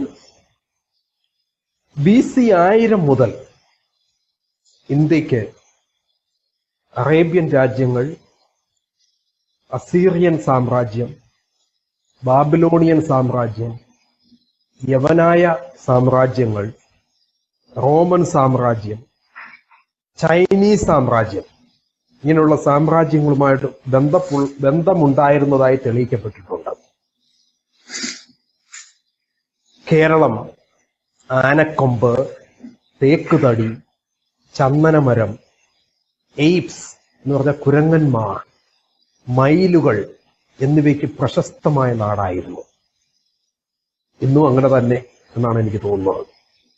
സുഗന്ധദ്രവ്യങ്ങളുടെ നാടായ കേരളം വിദേശികളെ വാണിജ്യപരമായി ആകർഷിച്ചിരുന്നു. ശലോമോൻ തന്റെ ദേവാലയം പണിയുന്ന സമയത്ത് കേരളത്തിൽ നിന്നും ചന്ദനമരങ്ങളും അങ്ങനെ ദേവദാരു മരങ്ങളും ഒക്കെ കൊണ്ടുപോയി എന്നൊക്കെയാണ് പല ചരിത്രകാരന്മാരും അവലോകനം ചെയ്ത് കണ്ടെത്തിയിട്ടുള്ളത്. BC 500 എഴുതപ്പെട്ട എസ്തേറിന്റെ പുസ്തകം അഹശ്വേരോഷ് രാജാവിന്റെ സാമ്രാജ്യം ഇന്ത്യ മുതൽ എത്യോപ്യ വരെ പടർന്നു പന്തലിച്ചു കിടക്കുന്നതായിട്ട് രേഖപ്പെടുത്തിയിട്ടുണ്ട്. ഇന്ത്യയുടെ മാഹാത്മ്യത്തെക്കുറിച്ച് സൈലാക്സും മെലിറ്റയിലെ ഹെക്കാറ്റസും BC 6 നൂറ്റാണ്ടുകളിൽ രചനകൾ നടത്തിയിട്ടുണ്ട്. ചരിത്രകാരനായ ഹെറോഡോട്ടസിനെ കുറിച്ച് പറയുന്നത് the father of secular history എന്നാണ്. ചരിത്രകാരനായ ഹെറോഡോട്ടസ് ഇന്ത്യയെക്കുറിച്ച് BC 430 ഇപ്രകാരം എഴുതി: India is the farthest part of the inhabited world towards the east. വീണ്ടും മെഗസ്തനീസിന്റെയും കേസിയസിന്റെയും രചനകളിലും ഇന്ത്യയുടെ മാഹാത്മ്യങ്ങളെക്കുറിച്ച് രേഖപ്പെടുത്തിയിട്ടുണ്ട്. മഹാനായ അലക്സാണ്ടർ ലോകം മുഴുവൻ കെട്ടിപ്പിടിച്ചപ്പോൾ ഇന്ത്യയുടെ ഭാഗങ്ങളും അതിൽ ഉൾപ്പെടുത്തിയിരുന്നതായിട്ട് നമ്മൾ ചരിത്ര രേഖനങ്ങളിൽ നിന്നും വായിച്ച് മനസ്സിലാക്കിയിട്ടുള്ളതാണ്. AD 23 മുതൽ 750 വരെയുള്ള കാലഘട്ടത്തിൽ ജീവിച്ചിരുന്ന പ്ലിനിയുടെ എഴുത്തുകളിലും, പ്ലിനി എന്ന് പറയുന്നതായ വ്യക്തിയുടെ എഴുത്തുകളിലും മുസിരീസ് ഓർ മാലിയങ്കര അല്ലെങ്കിൽ കൊടുങ്ങല്ലൂർ, കൊല്ലം, നെൽക്കണ്ട എന്ന് പറഞ്ഞാൽ നീണ്ടകര എന്നീ പ്രദേശങ്ങളെക്കുറിച്ച് രേഖപ്പെടുത്തിയിട്ടുണ്ട്. പുരാതന സാമ്രാജ്യങ്ങൾക്ക് ഇന്ത്യയുമായിട്ട് യാത്രാബന്ധം ഉണ്ടാകുന്നതിന് ഉപോത്ബലകമായി ഹിപ്പാലസ് എന്ന മൺസൂൺ കാറ്റ് സഹായകമായിരുന്നു എന്ന് AD 47 കണ്ടുപിടിക്കപ്പെടുകയുണ്ടായി. എന്ന് പറഞ്ഞാൽ വെസ്റ്റേൺ കൺട്രീസും മെഡിറ്ററേനിയൻ വേൾഡും ഇന്ത്യയുമായിട്ടുള്ളതായ കപ്പൽ യാത്രാബന്ധം തടസ്സമില്ലാതെ നടത്തുന്നതിന് വേണ്ടി ഹിപ്പാലസ് മൺസൂൺ കാറ്റ് അതിനെ സഹായിച്ചിരുന്നതായിട്ട് 47 AD കണ്ടെത്തപ്പെട്ടിട്ടുണ്ട്. ഈ കാറ്റിന്റെ ഗതി അനുസരിച്ച് കപ്പലുകൾ യാത്രാസജ്ജമാക്കാമെന്ന് കണ്ടുപിടിക്കപ്പെട്ടിട്ടുണ്ട്. There were Jews in Kalyan. First സെഞ്ചുറിയുടെ കോണ്ടെക്സ്റ്റിൽ കല്യാൺ എന്ന് പറയുന്ന സ്ഥലത്ത്, ബോംബെക്കടുത്ത്, കൊച്ചിയില്, അങ്ങനെ ധാരാളം ഇന്ത്യൻ പ്രൊവിൻസസില് യഹൂദന്മാരുണ്ടായിരുന്നതായിട്ട് തെളിയിക്കപ്പെട്ടിട്ടുണ്ട്. ചരിത്രകാരനായ ഹെറോഡോട്ടസ് ഇന്ത്യയെക്കുറിച്ച് മനസ്സിലാക്കിയത് ദാറ്റ് ഈസ് ദ ഫാർദസ്റ്റ് ഏറ്റവും ദൂരത്തിലുള്ളതായ പ്രദേശം, ഗ്രേറ്റസ്റ്റ്, ഏറ്റവും മഹത്വപൂർണമായ രാജ്യം, ആൻഡ് വെൽത്തിയസ്റ്റ്, ഏറ്റവും സമ്പന്നമായ രാജ്യം എന്നാണ്. ഇപ്രകാരം ഒരു രാജ്യത്തിലേക്ക് സുവിശേഷവുമായിട്ട് കടന്നു പോകുവാൻ തോമസ് ചലഞ്ച് ചെയ്യപ്പെട്ടിരിക്കുവാൻ ധാരാളം സാധ്യതകളുണ്ട്. അതിന് ഒന്നാമത്തെ കാരണമായിട്ട് എനിക്ക് മനസ്സിലാക്കുവാൻ കഴിഞ്ഞത് അപ്പോസ്തല പ്രവർത്തികളുടെ പുസ്തകം 1-ാം അധ്യായം 8-ാം അധ്യായത്തിൽ കർത്താവ് പറയുന്നുണ്ട്, എന്നാൽ പരിശുദ്ധാത്മാവ് നിങ്ങളുടെ മേൽ വരുമ്പോൾ നിങ്ങൾ യെരുശലേമിലും യഹൂദിയിലും ശമരിയിലും ഭൂമിയുടെ അറ്റത്തോളം എന്റെ സാക്ഷികളാവും. That means the end of the world. End of the വേൾഡിൽ വരെ നിങ്ങൾ എന്ത് ചെയ്യണം? സുവിശേഷം അറിയിക്കണം. ഹെറോഡോട്ടസിന്റെ ചരിത്രരേഖകളിൽ രേഖപ്പെടുത്തിയിട്ട് that India was the farthest land. End of the world വരെ സുവിശേഷം എത്തണമെങ്കിൽ ഇന്ത്യയിൽ വരെ സുവിശേഷം എത്തണം. രണ്ടാമതായിട്ട് മത്തായിയുടെ സുവിശേഷം 28-19 വാക്യത്തിൽ നമ്മൾ കാണുന്നു, make disciples of all Nations. ഈ രണ്ട് പ്രൊക്ലമേഷൻസ് യേശുക്രിസ്തു നടത്തുമ്പോഴും തോമസ് പ്രത്യക്ഷനായിരുന്നു. തോമസ് അവിടെ ഉണ്ടായിരുന്നു. So there are evidences that Christians lived in India at least from 189-190 AD മുതൽ ക്രിസ്ത്യൻസ് ഇന്ത്യയിൽ ഉണ്ടായിരുന്നതായിട്ട് എവിഡൻസസ് ഉണ്ട്, സ്ട്രോങ് എവിഡൻസസ്. എന്ന് പറഞ്ഞാൽ 189 മുതൽ 190 കാലഘട്ടത്തിൽ ഇവിടെ ക്രിസ്ത്യൻസ് ഇന്ത്യയിൽ ഉണ്ടായിരുന്നു എന്നുള്ളതിന് സ്ട്രോങ് എവിഡൻസസ് ഉണ്ട്. അത് ക്രിസ്തീയ ചരിത്രകാരനായ the father of Christian church history യുസീബിയസിന്റെ ചരിത്രരേഖകളിൽ അതിനെക്കുറിച്ച് രേഖപ്പെടുത്തിയിട്ടുണ്ട്. പാൻഡേനസിന്റെ റൈറ്റിംഗ്സുകളിൽ അതിനെ രേഖപ്പെടുത്തിയിട്ടുണ്ട്. ഇനി ബ്രാഹ്മണരുടെയും ജാതി സമ്പ്രദായത്തിന്റെയും ഉദയം 7ഉം 8ഉം AD നൂറ്റാണ്ടുകളിലാണെന്ന് വാദിക്കുന്നവരുണ്ട്. അപ്പോസ്തലനായ തോമസ് ഇവിടെ കടന്നു വന്നപ്പോൾ ബ്രാഹ്മണരെ കൺവേർട്ട് ചെയ്യുകയും ഒക്കെ ചെയ്തതായിട്ട് നമ്മൾ പ്രഘോഷിക്കുമ്പോഴും ചിലർ പറയുന്നത് ബ്രാഹ്മണരുടെയും ജാതി സമ്പ്രദായത്തിന്റെയും ഉദയം 7ഉം 8ഉം AD നൂറ്റാണ്ടുകളിലായിരുന്നു എന്നാണ്. എന്നാൽ ചർച്ച് ഹിസ്റ്റോറിയനായ യുസീബിയസിന്റെ ചരിത്രരേഖകളിൽ 189-190 AD അലക്സാണ്ട്രിയയിലെ പിതാവായ പാൻഡേനസ് കടന്നു വന്നപ്പോൾ ഇന്ത്യയിൽ ജാതീയ സമ്പ്രദായങ്ങൾ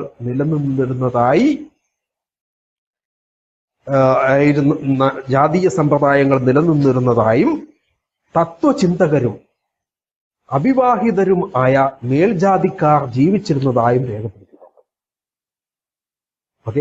അങ്ങനെയാണെങ്കിൽ അന്നു മുതലേ ജാതി സമ്പ്രദായം ഫസ്റ്റ് സെഞ്ചുറിയിൽ അതിനു മുമ്പോ ഉണ്ടായിരുന്നതായിട്ട് നമുക്കതിനെക്കുറിച്ച് മനസ്സിലാക്കുവാൻ കഴിയും.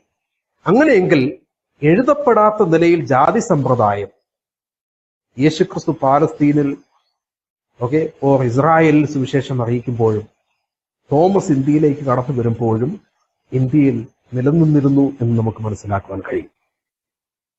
4 അപ്പോക്രിഫ ഗ്രന്ഥങ്ങൾ ഞാൻ അവലോകനം ചെയ്യുന്നതിൽ ആക്ട്സ് ഓഫ് തോമസ് ഇന്ത്യയിൽ എത്തിയതായി വിശദമായി രേഖപ്പെടുത്തിയിട്ടുണ്ട്.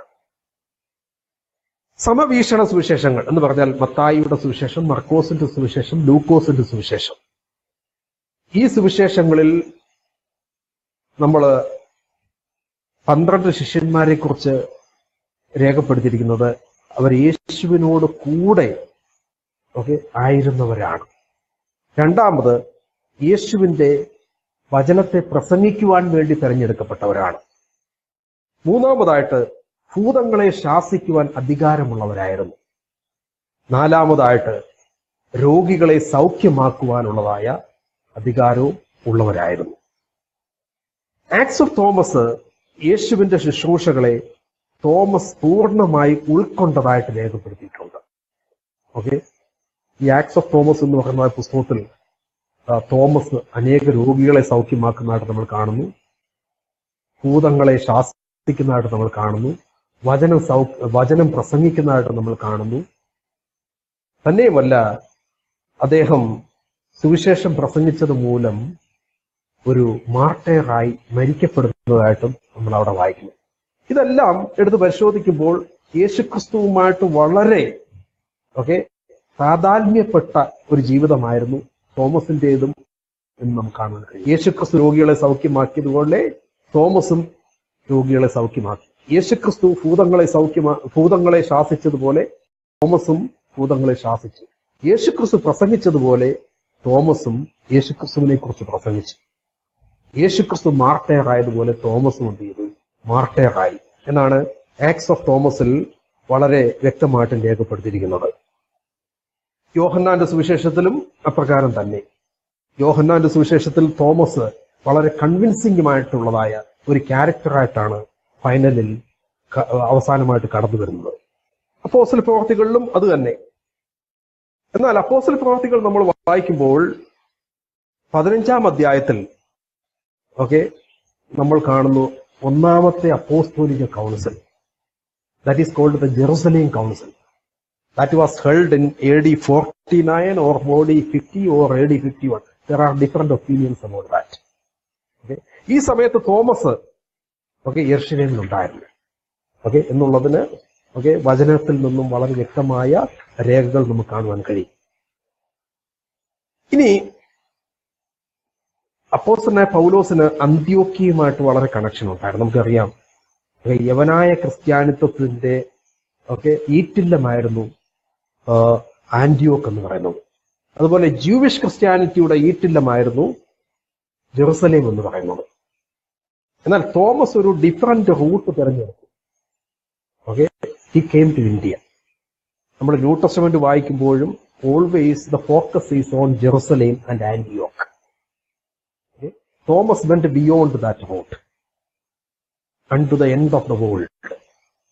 So he was not getting attention from the Jerusalem church. That may be the reason why his history was not written properly. That is what I think. ഇനി Thomas ഇന്ത്യയിലേക്ക് കടന്നു വരുവാൻ നിദാനമായിട്ട് ഈ കാരണങ്ങളാണ് ഞാൻ ചിലപ്പോഴൊക്കെ എടുത്തു പറയാറുള്ളത്. ഒന്ന്, പുനരുത്ഥാനത്തിന് ശേഷമുള്ള യേശുക്രിസ്തുവിന്റെ വചനം അവനെ പ്രചോദിപ്പിച്ചു. യേശുവിന്റെ പുനരുത്ഥാനത്തിന് ശേഷം ഉള്ള വചനം എന്തായിരുന്നു? നിങ്ങൾ ഭൂലോകമൊക്കെയും പോയി എന്റെ സാക്ഷികൾ ആകുവീൻ. ആക്ട്സ് ഓഫ് അപ്പോസ്റ്റൽ 1:8 നമ്മൾ കാണുന്നു, until the end of the world. You go until the end of the world and preach the gospel. അപ്പൊ ഈ വചനങ്ങൾ അപ്പോസ്തലനായ തോമസിനെ പ്രചോദിപ്പിച്ചതിനാലാകാം അദ്ദേഹം ഒരു ഡിഫറന്റ് റൂട്ട് തിരഞ്ഞെടുക്കുവാനിടയായി തീർന്നത്. രണ്ടാമത്, യഹൂദന്മാരുടെ പീഡനം, സ്തെഫാനോസിനെയും യാക്കോബിന്റെയും മരണം.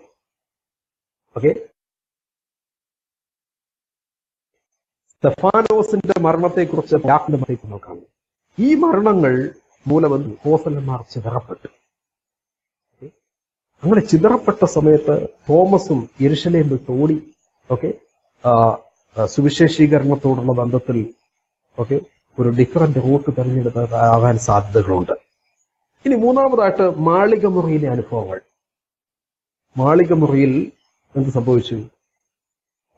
പരിശുദ്ധാത്മാവിന്റെ ഒഴുക്കുണ്ടാകുവാനും അപ്പോസ്തലന്മാർ അവിടെ നിന്ന് എന്ത് ചെയ്തു? സുവിശേഷം പ്രസംഗിക്കുവാൻ യെരുശലേം വിട്ട് യഹൂദ്യൻ പ്രൊവിൻസുകളിലേക്കും പിന്നീട് ശമരിയയിലേക്കും പിന്നെ ഭൂമിയുടെ അറ്റത്തോളവും പോകുവാനുള്ളതായ ഒരു ചലഞ്ച് എടുക്കുന്നതായിട്ട് കാണുവാനിടയായിരുന്നു. ഇപ്രകാരം ഒരു ചലഞ്ച് ഉൾക്കൊണ്ടുകൊണ്ട് തോമസ് ഇന്ത്യയിലേക്ക് കടന്നു വരുവാൻ സാധ്യതകളുണ്ട്. ഇനി Peter and James in Jerusalem and Paul and Barnabas in ആന്റിയോക്ക്. ഇയർലി ക്രിസ്ത്യാനിറ്റിയെ കുറിച്ച് നമ്മൾ എടുത്തു പഠിക്കുമ്പോൾ 2 സ്ട്രീംസ് ഓഫ് ക്രിസ്ത്യാനിറ്റി ആയിരുന്നു പ്രബലമായിട്ട് നിന്നിരുന്നത്. യെരുശലേം കേന്ദ്രീകൃതമായ ജൂവിഷ് ക്രിസ്ത്യാനിറ്റി, അതിന്റെ നേതൃത്വത്തിൽ പത്രോസും യേശുവിന്റെ സഹോദരനായ യാക്കോവുമായിരുന്നു. എന്നാൽ യവനായരുടെ ഇടയിൽ വളർന്നു പന്തലിച്ചതായ യവനായ ക്രിസ്ത്യാനിത്വം, അതിന്റെ ഈറ്റില്ലം അന്ത്യോക്യയായിരുന്നു. അതിന്റെ ലീഡർഷിപ്പ് വഹിച്ചിരുന്നത് പൗലോസും ബർന്നബാസുമായിരുന്നു. എന്നാൽ ഈ രണ്ട് ക്രിസ്ത്യാനിത്വത്തിനും നിന്നും വ്യത്യസ്തമായിട്ട് ഒരു മൂന്നാം സ്ട്രീമാണ് ഈ തോമസിന്റെ ക്രിസ്ത്യാനിത്വത്തിലൂടെ നമുക്ക് കാണുവാനിടയായിത്തീരുന്നു. അതിനുള്ള പോസിബിലിറ്റീസ് ധാരാളമുണ്ട്. പിന്നീട് നമ്മൾ അഞ്ചാമതായിട്ടുള്ളതായ കാരണം ജെറുസലേം കൗൺസിലിൽ നിന്നും AD 49-50 കാലഘട്ടത്തിൽ നിന്ന് ജെറുസലേം കൗൺസിലിൽ നിന്നും അദ്ദേഹം ഹീതൻ വേൾഡിലേക്ക്, ജാതീയ ലോകത്തിലേക്ക് കടന്നു പോകുവാനുള്ളതായ ഒരു ചലഞ്ച് ഏറ്റെടുത്തതിനാലാകാം ഇന്ത്യയിലേക്ക് കടന്നു വരുവാൻ ഇടയായിരുന്നത്. നമ്മള് ദ ഗോൾ ഓഫ് തോമസിന്റെ ഒന്നാമത്തെ ലോഗിയോണിലും 13ാമത്തെ ലോഗിയോണിലും യേശുക്രിസ്തുവും തോമസുമായിട്ടുള്ള ഒരു നല്ല ബന്ധത്തെക്കുറിച്ച് നമുക്ക് കാണുവാനിടയായിരുന്നു. Thomas was well accepted. യഹൂദിയിൽ അദ്ദേഹം വളരെ അക്സെപ്റ്റഡ് ആയിട്ടുള്ള ഒരു വ്യക്തിയായിരുന്നു. സിറിയയിൽ വളരെ അക്സെപ്റ്റഡ് ആയിട്ടുള്ള ഒരു വ്യക്തിയായിരുന്നു. പേർഷ്യൻ കോണ്ടിനെന്റിൽ തോമസ് വാസ് വെൽ അക്സെപ്റ്റഡ്. ഇനി ഇന്ത്യയുടെ ഭാഗങ്ങളിലും അദ്ദേഹത്തെക്കുറിച്ചുള്ളതായ ട്രഡീഷൻസും വെൽ അക്സെപ്റ്റഡ് ആയിട്ടുള്ളതായ ഒരു പോപ്പുലാരിറ്റിയും അദ്ദേഹത്തിന് ഉണ്ടായിരുന്നതായിട്ട് നമുക്ക് കാണുവാനിടയെത്തിയിരുന്നു. ഇനി നമ്മൾ സിറിയൻ ക്രിസ്ത്യാനിറ്റിയെ കുറിച്ച് എടുത്ത് പഠിക്കുമ്പോൾ ജെന്റൈൽ ക്രിസ്ത്യാനിറ്റി അന്ത്യോക്യയിലും സിറിയ ക്രിസ്ത്യാനിറ്റി എഡേസയിലും പടർന്ന് വ്യാപിക്കുവാനിടയായിത്തീർന്നു. പിന്നെ എഡേസ ക്രിസ്ത്യാനിറ്റിയുടെ ഒരു മെയിൻ പ്രചാരകനായിരുന്നു അപ്പോസ്തലനായ തോമസ് എന്നാണ് ചരിത്രകാരന്മാർ രേഖപ്പെടുത്തിയിരിക്കുന്നത്. There is a tradition related to Edessa Christianity. യേശു തെരഞ്ഞെടുത്തതായ 70 ശിഷ്യന്മാർ, ഈ 70 പേരിൽ നിന്നാണ് 12 പേരെ തിരഞ്ഞെടുക്കുന്നത്. ഈ 70 ശിഷ്യന്മാരിലെ ഒരു വ്യക്തിയായിരുന്നു അദ്ദായി എന്ന് പറയുന്നതായ ശിഷ്യൻ. So there is a tradition called Addai tradition. ഈ അദ്ദായിയാണ് ആദ്യമായിട്ട് എഡേസ എന്ന് പറയുന്നതായ പട്ടണത്തിൽ കടന്നുപോയി സുവിശേഷം അറിയിക്കുന്നതായിട്ട് നമ്മൾ കാണുവാനിടയായിരുന്നു. ഈ പട്ടണത്തിൽ നിന്നുമാണ് സിറിയ ക്രിസ്ത്യാനിറ്റി ഡെവലപ്പ് ചെയ്യാനിടയായിരുന്നത്. ഈ അദ്ദായിയെ എഡേസയിലേക്ക് പറഞ്ഞു വിടുന്നത് അപ്പോസ്തലനായ തോമസ് ആണ് എന്നാണ് പല ചരിത്രകാരന്മാരും രേഖപ്പെടുത്തിയിട്ടുള്ളത്. Thomas was well considered in Edessa, in Persia, in India, and in different parts of the world. So, തോമസിനെ ഇന്ത്യയുമായി അല്ലാതെ ബന്ധപ്പെടുത്തി ചിന്തിക്കുവാനാവില്ല. Let me highlight that. തോമസിനെ ഇന്ത്യയുമായി അല്ലാതെ ബന്ധപ്പെടുത്തി ചിന്തിക്കുവാനാവില്ല. അതിന് ചില കാരണങ്ങളുണ്ട്. ഒന്ന്, വാണിജ്യത്തിലൂടെ ഇന്ത്യ മറ്റ് ലോക സാമ്രാജ്യങ്ങളോട്, പ്രത്യേകിച്ച് യഹൂദ്യ, ബാബിലോണിയ, യവന, റോമ, പേർഷ്യൻ രാജ്യങ്ങളോട് ബന്ധപ്പെട്ടിരുന്നു. രണ്ടാമതായിട്ട് തോമസിന്റെ ഇന്ത്യാ പ്രവേശനം തുടർമാനമായുള്ളതും സഭാപിതാക്കന്മാർ, യാത്രാ വിവർത്തകർ, വാണിജ്യക്കാർ, ഭൂമിശാസ്ത്രജ്ഞർ, ചരിത്രകാരന്മാർ എന്നിവരെല്ലാം തുടർമാനമായിട്ടും പിന്താങ്ങിയിട്ടുമുള്ളതുമായ ഒരു ഒരു ക്ലെയിമാണ്. ഇനി ക്രോണോളജിക്കലി പറഞ്ഞാൽ it was well accepted for a long span of period. ഒരു വളരെ തുടർമാനമായിട്ട് ഒരു ലോങ് സ്പാൻ ഓഫ് പീരീഡിൽ ഈ ട്രഡിഷൻ നിലനിൽക്കുവാനിടയായി തീർന്നതായിട്ട് നമുക്ക് കാണുവാനിടയായിത്തീരും. തോമസ് ഇന്ത്യയിലോ പേർഷ്യൻ പ്രവിശ്യകളിലോ വന്നില്ല എന്ന് സമർത്ഥിക്കുവാൻ ശക്തമായ എവിഡൻസസ് ഇല്ല. തോമസ് ഇന്ത്യയിലേക്കോ പേർഷ്യൻ പ്രവിശ്യയിലേക്കോ കടന്നു വന്നിട്ടില്ല എന്ന് സമർത്ഥിക്കുവാൻ ശക്തമായ എവിഡൻസസ് ഇല്ല. ഇന്ത്യക്ക് സമാനമായി തോമസിനെ ബന്ധപ്പെടുത്തുന്ന ഒരു പാരമ്പര്യം നിലനിൽക്കുന്നില്ല. തോമസ് ഇന്ത്യയിലേക്ക് വരാനാണ് കൂടുതൽ സാധ്യത. The local Malabar tradition, Mylapore tradition, and North Indian tradition strongly affirmed the entry of Thomas into the Indian province. മറ്റൊന്നായിട്ട് പറഞ്ഞാൽ the founding of the 7 churches. ചിലർ പറയാറുണ്ട് അന്നത്തെ കാലഘട്ടത്തിൽ സഭ എസ്റ്റാബ്ലിഷ്ഡ് ആയിട്ടുള്ള രീതിയിൽ നിലവിലില്ലായിരുന്നു. ഫസ്റ്റ് സെഞ്ചുറിയിൽ ഹൗസ് ചർച്ചസ് ആയിരുന്നു. May be house churches later തോമസുമായിട്ട് ബന്ധപ്പെടുത്തി കേരളത്തിലോ ഇന്ത്യയിലോ പ്രചരിക്കുന്ന എല്ലാ കാര്യങ്ങളിലും അതേപടി ഓക്കെ ഫസ്റ്റ് സെഞ്ചുറിയിൽ ഡെവലപ്പ് ചെയ്തതായിരുന്നു എന്ന് ഞാൻ പറയുന്നില്ല. എന്നാൽ later on some traditions okay എന്ത് ചെയ്തു, ഹിസ്റ്റോറിക്കൽ കെർണൽസിന്റെ അകമ്പടിയോടുകൂടി ഡെവലപ്പ് ചെയ്യപ്പെട്ടു. അങ്ങനെയായിരിക്കാം ഈ എക്ലീസിയാസ്റ്റിക്കലായിട്ടും സഭാപരമായിട്ടുമുള്ളതായ ധാരാളം കാര്യങ്ങൾ പിന്നീട് ഡെവലപ്പ് ചെയ്യുവാനിടയായി തീർന്നത്. എന്നാൽ തോമസ് ഇന്ത്യയിലേക്കല്ലാതെ വേറൊരു സ്ഥലത്തും പോയതായിട്ടോ വേറെ ഒരു ട്രഡിഷൻ തോമസിനെ കുറിച്ച് എങ്ങും തന്നെയില്ല. More stronger traditions about Thomas we see in India. Okay, whenever people talk about Apostle Thomas all over the world, okay, they firstly affirm that Thomas was an apostle of India. Okay, there are local traditions for us to affirm that. Okay, Mylapore tradition is number 1, the Malabar tradition is number 2, and the Indo-Parthian North Indian tradition is number 3. Okay, ഇവയെല്ലാം കൂടെ കൂട്ടിക്കലർത്തിക്കൊണ്ട്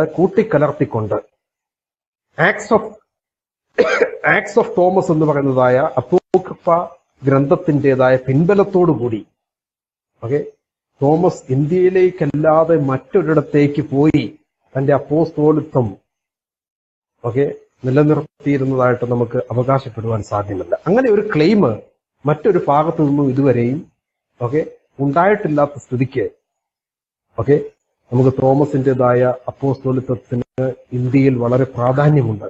Still, we need some more evidences. Okay, through archaeological excavations and various other excavations, we can find out more. Okay, so the study is an ongoing process. Okay, തോമസിനെ കുറിച്ചുള്ള study അവസാനിച്ചു എന്ന് ഞാൻ ചിന്തിക്കുന്നില്ല. Okay, ഇനിയും ധാരാളം സ്റ്റഡീസ് നടത്താനുണ്ട്. ജീസസിനെ കുറിച്ചുള്ള study ഇതുവരെ അവസാനിച്ചിട്ടുണ്ടോ? ഇല്ല. Still people continue the study about Jesus. The same way, തോമസിനുള്ള സ്റ്റഡി ഇവിടെ അവസാനിച്ചിട്ടില്ല. On the basis of the available evidences, we cannot say that whether he came or not. But there are more evidences for us to argue that Thomas would have come to India. Okay, especially ലോകത്തിന്റെ മറ്റൊരു ഭാഗത്തും അങ്ങനെ ഒരു strong claim തോമസിനെ കുറിച്ച് ഇല്ലാത്തിടത്തോളം കാലം അത് തോമസിന്റെ ഇന്ത്യയിലെ അപ്പോസ്തോലിത്വത്തിന് വളരെയധികം പ്രാധാന്യമുണ്ട് എന്ന് വാദിക്കുന്ന ഒരു വ്യക്തിയാണ് ഞാൻ. Thank you sir. സാറിന്റെ കഴിഞ്ഞ മറുപടിയിൽ സാർ പരാമർശിച്ച ചില കാര്യങ്ങളെ കുറിച്ചുകൂടി ഒരു വിശദമായിട്ടുള്ള ഒരു ചോദ്യമാണ് അടുത്തായിട്ട് ഞാൻ ചോദിക്കാൻ ആഗ്രഹിക്കുന്നത്. അതായത് ഇപ്പൊ നമ്മൾ ഇന്ത്യൻ സഭയുമായിട്ടുള്ള അപ്പോസ്തലനായ തോമസിന്റെ കണക്ഷൻസിനെ കുറിച്ച് നമ്മൾ സംസാരിച്ചു. അപ്പോൾ തന്നെ മറ്റ് പൗരസ്ത്യ സഭകളുമായിട്ട് അപ്പോസ്തലനായ തോമസിനുള്ള ബന്ധം എന്തായിരുന്നു? അതിനെക്കുറിച്ച് സാറിന്റെ ഒരു പഠനത്തിനോട് സാർ മനസ്സിലാക്കിയ വസ്തുതകളൊന്ന് വിശദീകരിക്കാമോ? So thank you so much. മുമ്പ് ചോദിച്ച ചോദ്യം പോലെ തന്നെ ഇതും ഒരു വളരെ സങ്കീർണമായ ക്വസ്റ്റ്യൻ ആണ്. ഓക്കെ, നമുക്കൊരു കൺക്ലൂസീവ് സ്റ്റേറ്റ്മെന്റിൽ എത്തിച്ചേരുവാൻ വളരെ പ്രയാസമാണ് ഇപ്രകാരമായുള്ളതായ ചരിത്രപരമായ ചോദ്യത്തോട് പ്രതികരിക്കുമ്പോൾ. എന്നാൽ ചില വസ്തുതകൾ പറഞ്ഞ് ഞാൻ അവിടെ നിന്നും ഒക്കെ കടന്നു പോകുവാനാണ് ആഗ്രഹിക്കുന്നത്. ഡോണോ എന്ന് പറയുന്ന ഒരു ട്രഡിഷൻ ഉണ്ട്. ആ ട്രഡിഷനിൽ രേഖപ്പെടുത്തുന്നത് 70 ശിഷ്യന്മാരിൽ ഒരാളായ അദ്ദായിയെ തോമസ് യേശുവിന്റെ ഉപദേശപ്രകാരം എഡേസയിലേക്ക് അയച്ചു. അങ്ങനെയാണ് സിറിയ ക്രിസ്ത്യാനിറ്റി എഡേസ കേന്ദ്രീകൃതമായിട്ട് രൂപപ്പെടുവാൻ ഇടയായിത്തീർന്നതെന്നാണ് പറയുന്നത്. ശിഷ്യന്മാർ യെരുശലേമുമായും അന്ത്യോക്യയുമായും നിരന്തരം ബന്ധപ്പെട്ടുകൊണ്ടിരുന്നു, ഇൻക്ലൂഡിംഗ് തോമസ്. തോമസിന് യെരുശലേം സഭയുമായിട്ടും അന്ത്യോക്യയിലെ സഭയുമായിട്ടും നല്ല ബന്ധമുണ്ടായിരുന്നു. യെരുശലേമിലെ സഭയുമായിട്ട് അദ്ദേഹത്തിന് അഭേദ്യമായ ബന്ധം ഉണ്ടായിരിക്കാൻ സാധ്യതയുണ്ട്. കാരണം എന്തെന്ന് ചോദിച്ചാൽ, ഇൻഫൻസി ഗോസ്പൽ ഓഫ് തോമസ് അനുസരിച്ച് നമ്മൾ പഠിക്കുമ്പോൾ യേശുക്രിസ്തുവിന്റെ ബാല്യകാല ഫ്രണ്ടായിരുന്നു തോമസിന്റെ ബാല്യകാലഘട്ടത്തിൽ യേശുക്രിസ്തുവിന്റെ സഹോദരനായ യാക്കോബും അദ്ദേഹത്തിന്റെ ഫണ്ടായിരുന്നു. അങ്ങനെ യെരുശലേം സഭയുടെ ലീഡർ എന്നുള്ള നിലയിൽ യാക്കോബുമായിട്ട് തോമസിന് ഒരു നല്ല ബന്ധം ഉണ്ടായിരുന്നിരിക്കാൻ സാധ്യതകൾ ഉണ്ട്. അന്ത്യോക്യയിൽ മറ്റു ശിഷ്യന്മാർ കടന്നുപോയി ശുശ്രൂഷിക്കുമ്പോൾ അതിലും ഭാഗവാക്കായി തീരുവാൻ തോമസിന് ഭാഗ്യം സിദ്ധിച്ച സാധ്യതയുണ്ട്. 325 നിക്കിയ സുന്നകദോസിൽ പേർഷ്യൻ വിശാല ഇന്ത്യൻ മേഖലയിൽ നിന്ന് പ്രാതിനിധ്യം ഉണ്ടായിരുന്നു. അത് ഒരു ബിഷപ്പ് കടന്നുപോയതായിട്ട് ഒരു ഇന്ത്യൻ ബിഷപ്പും ആ നിക്കിയ സുന്നകദോസിൽ പങ്കെടുത്തിരുന്നു എന്നാണ് നമുക്ക് കാണുവാൻ ഇടയായിരുന്നത്. ഇന്ത്യൻ സഭ പേർഷ്യൻ എക്ലീസിയാസ്റ്റിക്കൽ അതോറിറ്റിയുടെ കീഴിലുമായിരുന്നു. ഇന്ത്യൻ സഭ ഫസ്റ്റ് സെഞ്ചുറി കോണ്ടെക്സ്റ്റിൽ ഓർ ഇൻ ദ സക്സൂഡിംഗ് കോണ്ടെക്സ്റ്റിൽ നമ്മളെടുത്ത് പരിശോധിച്ചാൽ ഇന്ത്യയുടെ സഭ എന്ന് പറയുന്നത് പേർഷ്യൻ എക്ലീസിയാസ്റ്റിക്കൽ അതോറിറ്റീസിന്റെ അണ്ടറിലായിരുന്നു. അങ്ങനെയാണെങ്കിൽ ആക്ട്സ് ഓഫ് ദ തോമസ് ഉല്ലേഖനം ചെയ്യുന്നത് പോലെ തോമസിന് പേർഷ്യൻ എക്ലീസിയാസ്റ്റിക്കൽ അതോറിറ്റീസുമായിട്ടും വളരെ ബന്ധമുണ്ടായിരുന്നു. ചിലപ്പോഴൊക്കെ തോമസ് ഓഫ് കാന പേർഷ്യയിൽ നിന്നും കടന്നു വന്നത് ആ ഗ്രൂപ്പിനെ അപ്പോസ്തലനായ തോമസുമായിട്ട് നമ്മൾ ചിലപ്പോൾ കൺഫ്യൂസ് ആയിട്ട് മനസ്സിലാക്കുവാനും ഇടയായി തീരാറുണ്ട്. അതോടൊപ്പം തന്നെ തോമസ് ഇന്ത്യയിലേക്ക് കടന്നു വരുന്ന സമയത്ത് കേരളം തമിഴ് സാമ്രാജ്യത്തിന്റെ അണ്ടറിലാണ്. Kerala was under Tamil kingdom. So in that sense I also think Thomas ഇന്ത്യയിൽ കടന്നു വരുമ്പോൾ തമിഴ് ഭാഷയായിരിക്കാം അന്ന് പ്രബലമായിരുന്ന ഭാഷ. അതായിരിക്കാം അദ്ദേഹം ലോക്കൽ ഭാഷയായിട്ട് കൈകാര്യം ചെയ്തിരിക്കുവാൻ സാധ്യത. റംബാൻ തോമ പാട്ട്, മാർഗം കളിപ്പാട്ട്, വീരാർ പാട്ട്, ഈ പാട്ടൊക്കെ തോമസുമായിട്ട് ബന്ധപ്പെട്ട് ഇന്നും കേരളത്തിൽ നിലനിൽക്കുന്നതായ ട്രഡീഷണൽ സോങ്സ് ആണ്. ആക്ട്സ് ഓഫ് ദ തോമസ് നമ്മൾ വായിക്കുമ്പോൾ തോമസ് എന്ന് പറയുന്നത് അപ്പോസ്തലനെ ഇന്തോ പാർത്തിയൻ പ്രൊവിൻസുമായിട്ടും സൗത്ത് ഇന്ത്യൻ പ്രൊവിൻസുമായിട്ടും സൗത്ത് ഇന്ത്യയിലെ both Malabar tradition as well as the Mylapore ട്രഡിഷനുമായിട്ട് ബന്ധപ്പെടുന്നതായിട്ട് നമുക്ക് കാണുവാൻ കഴിയുന്നത്. So in that sense India was part of the Parthian kingdom in those days. There was well connection. So in that sense you see that നമ്മൾ തോമസിനെ കുറിച്ച് ചിന്തിക്കുമ്പോൾ Thomas ഒരുപക്ഷെ ജെറുസലേം സഭയുമായിട്ട് അദ്ദേഹത്തിന് വളരെയധികം ബന്ധമുണ്ടായിരുന്നു. അതോടൊപ്പം തന്നെ ആന്റിയോക്യൻ സഭയുമായിട്ട് അദ്ദേഹത്തിന് വളരെയധികം ബന്ധമുണ്ടായിരിക്കാൻ സാധ്യതയുണ്ട്. ആന്റിയോക്യൻ സഭയുമായിട്ട് മാത്രമല്ല, എഡേസയിലെ സിറിയൻ ക്രിസ്ത്യാനിറ്റിയുമായിട്ടും അദ്ദേഹം നല്ല ബന്ധപ്പെട്ടു. അതോടൊപ്പം തന്നെ പേർഷ്യൻ ക്രിസ്ത്യൻ അതിന്റെ അണ്ടറിലായിരുന്നു ഇന്ത്യൻ ചർച്ച് നിലകൊള്ളുവാനിടയായിട്ടുണ്ട്. അങ്ങനെ തോമസിന് ഒരു വൈഡർ കണക്ഷൻ ഉണ്ടായിരുന്നതായിട്ട് ഈ കണക്ഷനിലൂടെ നമുക്ക് മനസ്സിലാക്കുവാനിടയായിത്തീരും. അങ്ങനെ ഈ കണക്ഷനിലൂടെയും ഈ വൈവിധ്യമാർന്നുള്ളതായ ക്രിസ്തീയ ട്രഡിഷൻസിൽ നിന്നും പാഠം ഉൾക്കൊണ്ടുകൊണ്ട് അദ്ദേഹം ഒരു ഡിഫറന്റ് റൂട്ടിൽ യാത്ര ചെയ്ത് ഈസ്റ്റേൺ കമ്മ്യൂണിറ്റിയെ ഒരു ലെവലിൽ രൂപപ്പെടുത്തി ശ്രമിച്ച വ്യക്തി എന്നാണ് ഞാൻ മനസ്സിലാക്കുന്നത്. Thank you sir. ഇനി ഞാൻ ചോദിക്കുന്ന ചോദ്യം ഒരു വ്യക്തിപരമായ ചോദ്യമാണ്. അത് സാറിന് മുൻപും ഈ വിഷയം കൈകാര്യം ചെയ്തതും ഗവേഷണം നടത്തിയ ആൾക്കാരെല്ലാം ഒരുപാട് പേരുണ്ട്. അവരിൽ നിന്ന് വ്യത്യസ്തമായിട്ട് സാർ എന്താണ് മുന്നോട്ട് വെച്ചത്? മീൻസ് എന്താണ് സാർ അവരിൽ നിന്നെല്ലാം എടുത്തു പറയാൻ, ആ ഗവേഷണങ്ങളിൽ നിന്നെല്ലാം വ്യത്യസ്തമായിട്ട് സാറ് മുന്നോട്ട് കൊണ്ടുവന്ന കാര്യങ്ങൾ എന്തൊക്കെയാണ്? ഒന്നും ജസ്റ്റ് ഒന്ന് വിശദീകരിക്കാമോ? Thank you for that question. മുൻ പഠന കാലയളവുകളിൽ പ്രധാനമായും 4 ഗ്യാപ്സ് അഥവാ ഹോൾസ് ആണ് ഞാൻ കാണുന്നത്. എന്ന് പറഞ്ഞാൽ മുൻ പഠനങ്ങളിൽ ഞാൻ കാണുന്ന 4 ഹോൾസ്. എന്ന് പറഞ്ഞാൽ ഹോൾസ് എന്ന് പറഞ്ഞാൽ എന്തോ ഗ്യാപ്സ്. ആ ഗ്യാപ്സ് നികത്തുവാനാണ് ഞാൻ ഈ സ്റ്റഡിയിലൂടെ ഉദ്ദേശിച്ചിട്ടുള്ളത്. ഒന്നാമത്തെ ഗ്യാപ്പ് എന്ന് പറഞ്ഞാൽ ഇൻകോംപ്രിഹെൻസിബിലിറ്റി. തോമസിനെ കുറിച്ച് പഠിക്കുമ്പോൾ new testament scholars study Thomas from new testament angle. Apocrypha scholars study Thomas from the Apocrypha level. And historians study Thomas from the historical point of view. എന്നാൽ ഇത് മൂന്നൂടെ കമ്പൈൻ ചെയ്തുകൊണ്ട് ഒരു സ്റ്റഡി ഉണ്ടായിട്ടുള്ളതായിട്ട് ഞാൻ കണ്ടിട്ടില്ല.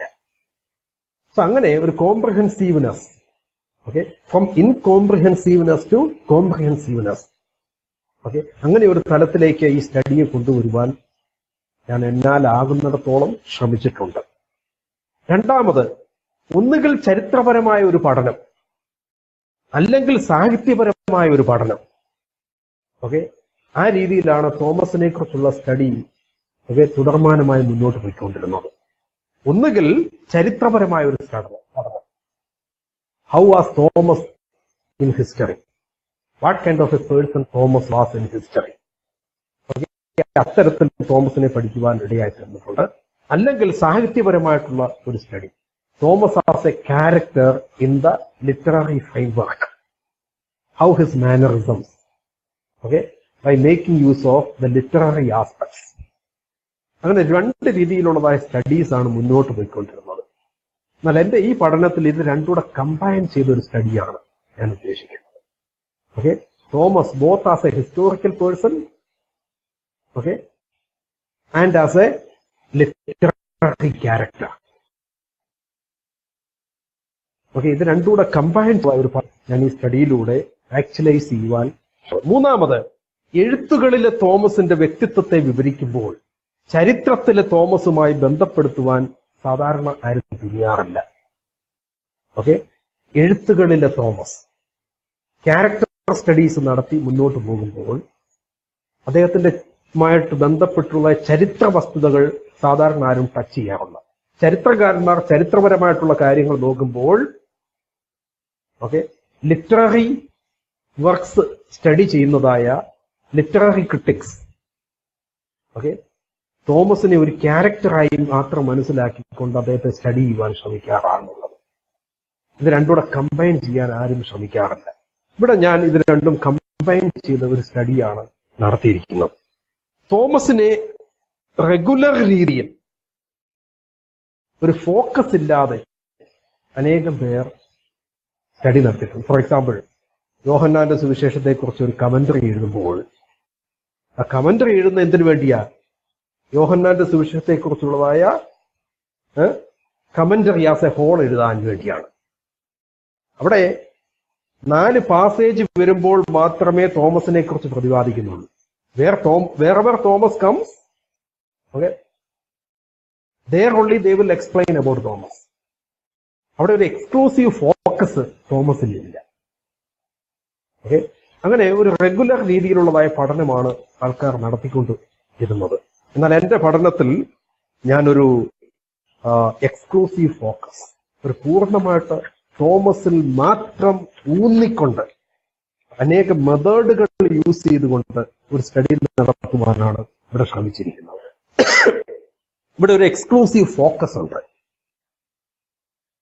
ഒരു കോംപ്രിഹെൻസീവ് റേഞ്ച് ഉണ്ട്.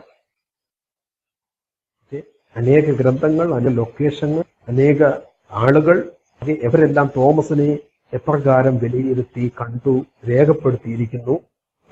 അതിന്റെ വെളിച്ചത്തിൽ ഫൈനലി ഒരു ലാർജർ കൺക്ലൂഷനിലേക്ക് കടന്നു വരുവാൻ ഞാൻ എന്നാൽ ആകുന്നിടത്തോളം ശ്രമിച്ചിട്ടുണ്ട്. എന്നാൽ ഇതിനെല്ലാം അപവാദമായിട്ട് ഞാൻ കണ്ട ഒരു പുസ്തകം എന്ന് പറഞ്ഞാൽ ജെയിംസ് എച്ച് ചാൾസ്വർത്തിന്റെ ബുക്കാണ്. ആ ബുക്കിന്റെ പേര് the beloved disciple whose witness validates the gospel of John. ആ ഒരു പുസ്തകം എന്നെ വല്ലാതെ ആകർഷിച്ചെടുക്കുന്നു. പക്ഷേ ആ പുസ്തകത്തിൽ ഞാൻ കാണുന്ന ഒരു കുഴപ്പം, അതിനകത്ത് ജെയിംസ് എച്ച് ചാൾസ്വർത്ത് തോമസിനെ യേശു സ്നേഹിച്ച ശിഷ്യനായിട്ടാണ് രേഖപ്പെടുത്തുന്നത്. ഡിസൈപ്പിൾ, യോഹന്നാന്റെ സുവിശേഷം ബിലവഡ് ഡിസൈപ്പിൾ ആയിട്ട് നമ്മൾ മനസ്സിലാക്കിയിരിക്കുന്ന ആരാ? ചരിത്രപരമായിട്ട് യോഹന്നാനിയാണ്. എന്നാൽ ജെയിംസ് എച്ച് ചാൾസ്വർത്തിന്റെ ഇൻവെസ്റ്റിഗേഷനിൽ തോമസ് ആണ് ആ ബിലവഡ് ഡിസൈപ്പിൾ. പക്ഷെ അദ്ദേഹത്തിന്റെ ആ അഭിപ്രായവുമായിട്ട് ഞാൻ യോജിക്കുന്നില്ല. ഓക്കെ, അതിന് എനിക്ക് എന്റേതായ കാരണങ്ങളുണ്ട്. I go in a different stream. I go another level. Okay, I incorporate the Western scholars' views, the Eastern scholars' views, and the continued traditions and their views, the archaeological aspects I incorporate, on-site views. I have traveled a lot. Okay, ജെറുസലേമിൽ ഞാൻ പോയി. Okay, അവിടുത്തെ archaeological centre, ഇക്കോൾ ബിബ്ലിക് എന്ന് പറഞ്ഞ archaeological സെന്ററിൽ താമസിച്ച് ജെറുസലേമിലെല്ലാം യാത്ര ചെയ്ത്, ഓക്കെ, തോമസുമായിട്ട് കണക്ഷൻ ഉള്ളതായ പ്ലേസസിലെല്ലാം, ഓക്കെ, ജെയിംസ് ചാൾസ് വർത്തുമായിട്ട് യാത്ര ചെയ്ത് അദ്ദേഹത്തെ പഠിച്ചിട്ടുണ്ട്. അതോടൊപ്പം തന്നെ കേരളത്തിൽ ധാരാളം സ്ഥലങ്ങളിൽ തോമസുമായി ബന്ധ സ്ഥലങ്ങളിൽ ഞാൻ കടന്നുപോയി, യാത്ര ചെയ്ത് അദ്ദേഹത്തെ കുറിച്ച് പഠിച്ചിട്ടുണ്ട്. മൈലാപ്പൂരിൽ കടന്നുപോയി, ഓക്കെ, അദ്ദേഹത്തെ കുറിച്ച് പഠനം നടത്തിയിട്ടുണ്ട്. നോർത്ത് ഇന്ത്യൻ പ്രവിശ്യകളിൽ പോയി ഞാൻ പഠനം നടത്തിയിട്ടുണ്ട്. ഓക്കെ, ഇങ്ങനെ പല സ്ഥലങ്ങളിൽ പോയി, ഓക്കെ, ഓൺ സൈറ്റ് വ്യൂസും എവിഡൻസസും കളക്ട് ചെയ്ത് ഒരു പഠനം നടത്തിയിട്ടുണ്ട്. പിന്നെ കൃത്യ investigation of these literary works, okay, New Testament, especially the gospel of John, പിന്നെ gospel of Thomas, book of Thomas, acts of Thomas, and infancy gospel of Thomas, and the church fathers tradition and various other things. ഇതെല്ലാം incorporate ചെയ്തുകൊണ്ട്, okay, തോമസിനെ ഒരു comprehensive റേഞ്ചിൽ നിന്നുകൊണ്ടാണ് ഞാൻ എൻ്റെ ഈ പഠനത്തിൽ, ഓക്കെ, മനസ്സിലാക്കുവാൻ ശ്രമിച്ചിട്ടുള്ളത്. So in my study the exclusive focus is Thomas. Okay, James Charlesworth ഒരിക്കൽ പറഞ്ഞതുപോലെ എല്ലാവരും ഡിസിപ്ലിനറി അപ്രോച്ചസ് ആണ് യൂസ് ചെയ്യാറുള്ളത് തോമസിനെ കുറിച്ച് പഠിക്കുമ്പോൾ. എന്നാൽ എന്റെ സ്റ്റഡീസിൽ ഞാൻ യൂസ് ചെയ്തിരിക്കുന്നത് ഒരു ഇന്റർ ഡിസിപ്ലിനറി അപ്രോച്ചാണ്. Different ranges of scholarship I brought together in order to foreground the character of Thomas. Okay, അത് ഒരു പുതിയ ഒരു രീതിയിലുള്ള ഒരു സ്റ്റഡിയായി മാറാൻ സാധ്യതയുണ്ട് എന്നാണ് എന്റെ വിശ്വാസം. Thank you. ഇതുമായിട്ട് ബന്ധപ്പെട്ട് നമ്മൾ നേരത്തെ ഇപ്പൊ സാർ ഇപ്പൊ ഇതിനകത്ത് തന്നെ ഓൾറെഡി വിശദീകരിച്ച ഒരു വിഷയമാണ്, പ്രത്യേകിച്ചും തോമസ് ലഹ്യയും ഇന്ത്യയുമായിട്ടുള്ള ആ ഒരു കണക്ഷൻ എന്ന് പറയുന്നത്. ഞാൻ ആ പോയിന്റ് ഒന്നുകൂടി പ്രസ് ചെയ്യാനായിട്ട് ആഗ്രഹിക്കുകയാണ്. പ്രത്യേകിച്ചും ആ ഒരു വിഷയം നമ്മുടെ പ്രേക്ഷകർക്ക് വളരെ പ്രാധാന്യതയുള്ള ഒരു കാര്യമായിട്ട് അവർ ചിന്തിക്കാൻ സാധ്യതയുണ്ട്. അതുകൊണ്ട് തന്നെ ആ വിഷയം ഒന്നുകൂടി ഒന്ന് ഞാൻ പ്രസ് ചെയ്താൽ, എന്റെ ചോദ്യം എന്ന് പറയുന്നത്, ഇപ്പം തോമസ് ലഹ്യ ഇന്ത്യയിൽ വന്നിട്ടുണ്ടോ? അദ്ദേഹമാണോ ഇന്ത്യയിലേക്ക് ക്രിസ്ത്യാനിത്വം കൊണ്ടുവന്നു? സത്യത്തിൽ ഒരു പ്രമാദമായിട്ടുള്ള ചോദ്യമാണ്. അപ്പൊ ഇപ്പൊ സാർ ഇപ്പൊ നേരത്തെ സൂചിപ്പിച്ചിട്ടുള്ള ആ ഒരു ചരിത്ര തെളിവുകളുടെ പരിമിതിക്കുള്ളിൽ നിന്നുകൊണ്ട് നമുക്കിപ്പം സാർ പറഞ്ഞ ഗവേഷണങ്ങൾ ഇപ്പോൾ കണ്ടിന്യൂ ചെയ്യണം. ആ ഒരു പരിമിതിക്കുള്ളിൽ നിന്നുകൊണ്ട് നമുക്ക് നൽകാൻ സാധിക്കുന്ന ഏറ്റവും കൃത്യമായിട്ടുള്ളൊരു മറുപടി എന്താണ്? തോമസ് ഇന്ത്യയിൽ വന്നിട്ടുണ്ടോ, കേരളത്തിൽ വന്നിട്ടുണ്ടോ, അങ്ങനെയുള്ള ചോദ്യങ്ങൾക്ക്. That is again another range of a question. ആ ചോദ്യത്തിന് ഞാൻ ആൻസർ ചെയ്യുമ്പോൾ ഇന്ത്യൻ ക്രിസ്ത്യാനിത്വം തോമസിന്റെ തത്വചിന്തകളുമായി വളരെ ബന്ധപ്പെട്ടതാണ്. ദി ആക്ട്സ് ഓഫ് തോമസ് വായിക്കുന്ന ഒരു വ്യക്തിക്ക് അത് വളരെ വസ്തുനിഷ്ഠമായിട്ട് മനസ്സിലാക്കുവാൻ കഴിയും. ഞാൻ ഒന്നുകൂടെ അത് എംഫസൈസ് ചെയ്യുകയാണ്. ഇന്ത്യൻ ക്രിസ്ത്യാനിത്വം തോമസിന്റെ തത്വചിന്തകളുമായി വളരെ ബന്ധപ്പെട്ടതാണ്. ഫോർ എക്സാമ്പിൾ, തോമസ് എന്ന് പറയുന്ന വ്യക്തി വളരെയധികം ഇൻഫ്ലുവൻസസ് ഉൾക്കൊണ്ട ഒരു വ്യക്തിയാണ്. ഫോർ എക്സാമ്പിൾ, അദ്ദേഹത്തിന് ജെറുസലേമിൽ നിന്നുള്ളതായ ജൂവിഷ് ക്രിസ്ത്യാനിത്വത്തിന്റെ ഇൻഫ്ലുവൻസ് തന്നിലുണ്ടായിരുന്നു. ജെന്റൈൽ ക്രിസ്ത്യാനിത്വത്തിന്റെ ഇൻഫ്ലുവൻസും താൻ ഉൾക്കൊണ്ടതായിട്ടാണ് പല ബിബ്ലിക്കൽ റെഫറൻസസും വായിക്കുമ്പോൾ നമുക്ക് മനസ്സിലാക്കാൻ കഴിയുന്നു. എഡേസൺ ബേസ്ഡ് ഇന്ത്യൻ ക്രിസ്ത്യാനിത്വവും എന്റെ ഉപജ്ഞാതാവ് എന്നൊരു തലത്തിൽ വേണമെങ്കിൽ നമുക്ക് തോമസിനെ വിശേഷിപ്പിക്കാം. അങ്ങനെ focus was more on Jerusalem and Edessa. That means what I am trying to say is that the focus was more on the Jerusalem Christianity and the Gentile Christianity in the first century. So in that case, Thomas is coming out convincingly and starting a new form of Christianity. Okay? That is the starting point of Christianity. Okay? Thomas and his Eastern movements were at first neglected. ആദ്യമ സമയത്ത് ഈ തോമസിന്റെ east word മൂവ്മെന്റ്സിനെ ചരിത്രകാരന്മാരും പണ്ഡിതന്മാരും okay സഭാപിതാക്കന്മാരും എല്ലാം okay neglect ചെയ്തതായിട്ട് നമുക്ക് കാണുവാൻ കഴിയും. എന്നാൽ തോമസിനെ കുറിച്ചുള്ളതായ ഓക്കെ കൂടുതൽ ഉൾക്കാഴ്ചകൾ നമുക്ക് അപ്പോക്രിഫ ഡോക്യുമെന്റ്സിലൂടെ വായിച്ചറിയുവാൻ കഴിഞ്ഞിട്ടുണ്ട്. ആക്ട്സ് ഓഫ് തോമസിലും ഗോസ്പൽ ഓഫ് തോമസിലും ഇൻഫൻസി ഗോസ്പൽ ഓഫ് തോമസിലും ബുക്ക് ഓഫ് തോമസിലും എല്ലാം an എവിഡൻഷ്യലിസ്റ്റ് ക്രിസ്ത്യാനിറ്റി, അത് തോമസിന്റെ ക്യാരക്ടറുമായിട്ട് വളരെ ബന്ധപ്പെട്ട് കിടക്കുന്നു. Okay, without evidence I won't believe. Okay, so Indian Christianity is also a kind of evidentialist Christianity. Okay? That makes the Indian Christianity stand apart from the rest of the world and the Christian propagation. Another thing is asceticism. Okay, when we compare Paul and Thomas, okay, അപ്പോസ്തലനായ പൗലോസും അസറ്റിസത്തെ കുറിച്ച് പറയുന്നുണ്ട്. ഇത് asceticism എന്ന് പറഞ്ഞാല് holy life without getting married. വിവാഹത്തെ കുറിച്ച് അദ്ദേഹം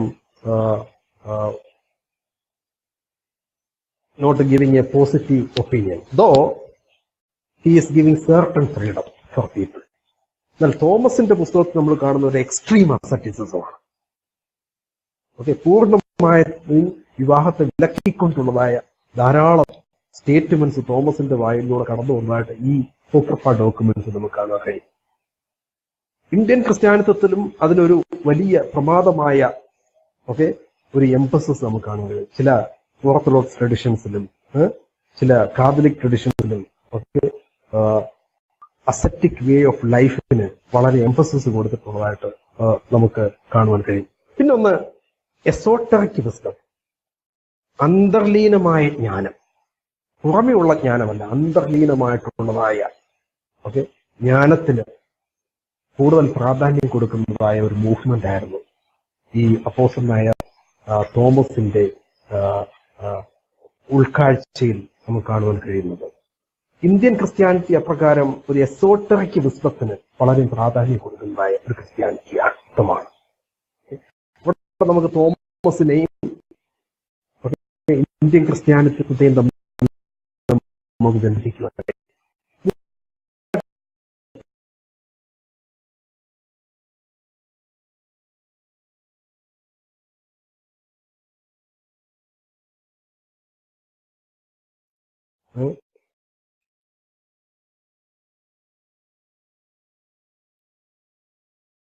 The vine and the branches. ഞാൻ സാക്ഷാൽ മുന്തിരിവള്ളിയും എന്റെ പിതാവ് തോട്ടക്കാരനുമാകുന്നു, എന്നിൽ വസിക്കുന്ന കൊമ്പുകൾ. ഇവിടെ തമ്മിൽ വസിക്കുക, പിതാവ് പുത്രനിലാണ്, പുത്രൻ പിതാവിലാണ്.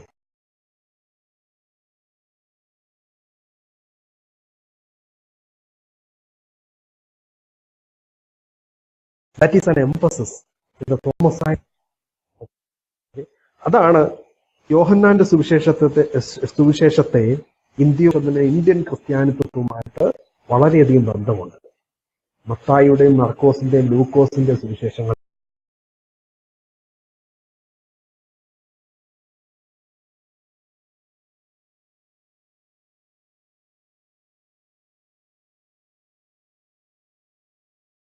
തോമസ് പ്രത്യക്ഷപ്പെടുന്നത്.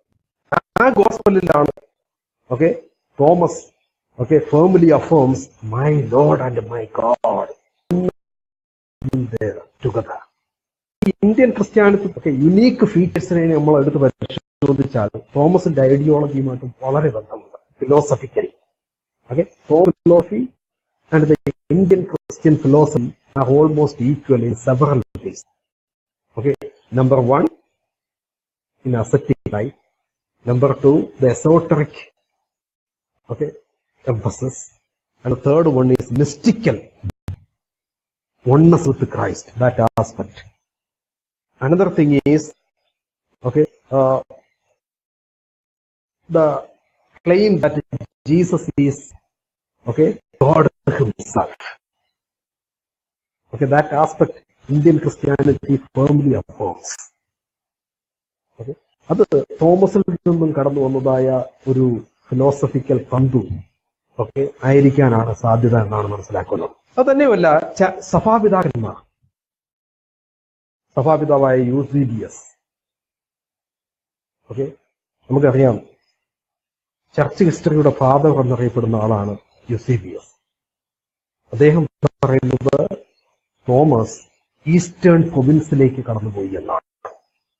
ചർച്ച് ഫാദർ ജെറോമും പറയുന്നത് അദ്ദേഹം ഇൻഡോ പാർത്തിയൻ പ്രൊവിൻസിലേക്ക് കടന്നുപോയി എന്നാണ്.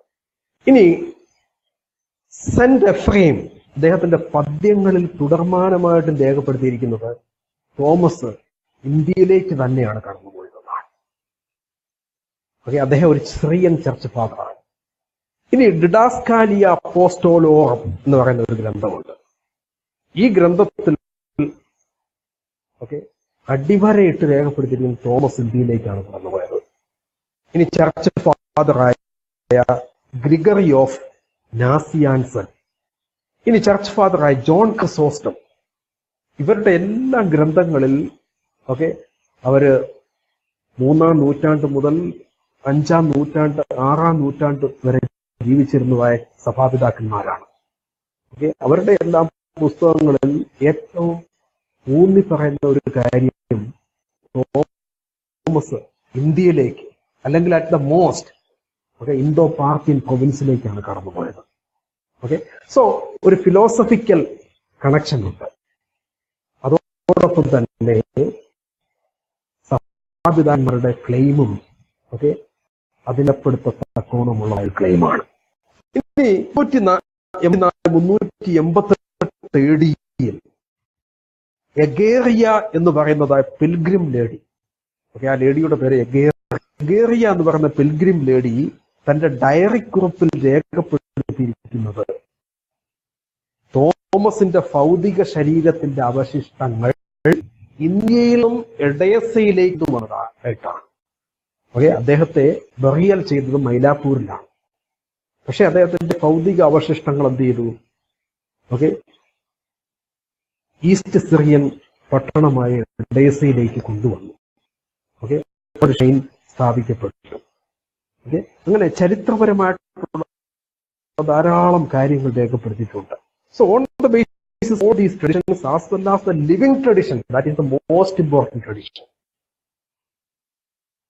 Okay, the living tradition among the saint Thomas Kerala, that is the most significant tradition. നോക്കുക, അപ്രകാരം ചരിത്രപരമായിട്ടുള്ള ഒരു തന്തു ഇല്ലാത്ത ഒരു ട്രഡീഷൻ ആയിരുന്നെങ്കിൽ 1 നൂറ്റാണ്ട്, maximum 2 centuries, or at the most 5 centuries, still they are upholding that tradition. Okay, the living tradition about an apostle that is still existent among the Syrian Christians in Kerala. Okay, on the basis philosophical, evidential, esoteric, okay, and mystical, and various other chronological and geographical evidences. Okay, Thomas ഇന്ത്യയിലേക്കല്ലാതെ മറ്റൊരു സ്ഥലത്തേക്ക് പോയിരിക്കുവാൻ സാധ്യത വളരെ കുറവാണ് എന്നാണ് വാദിക്കുന്നത്. Thank you sir.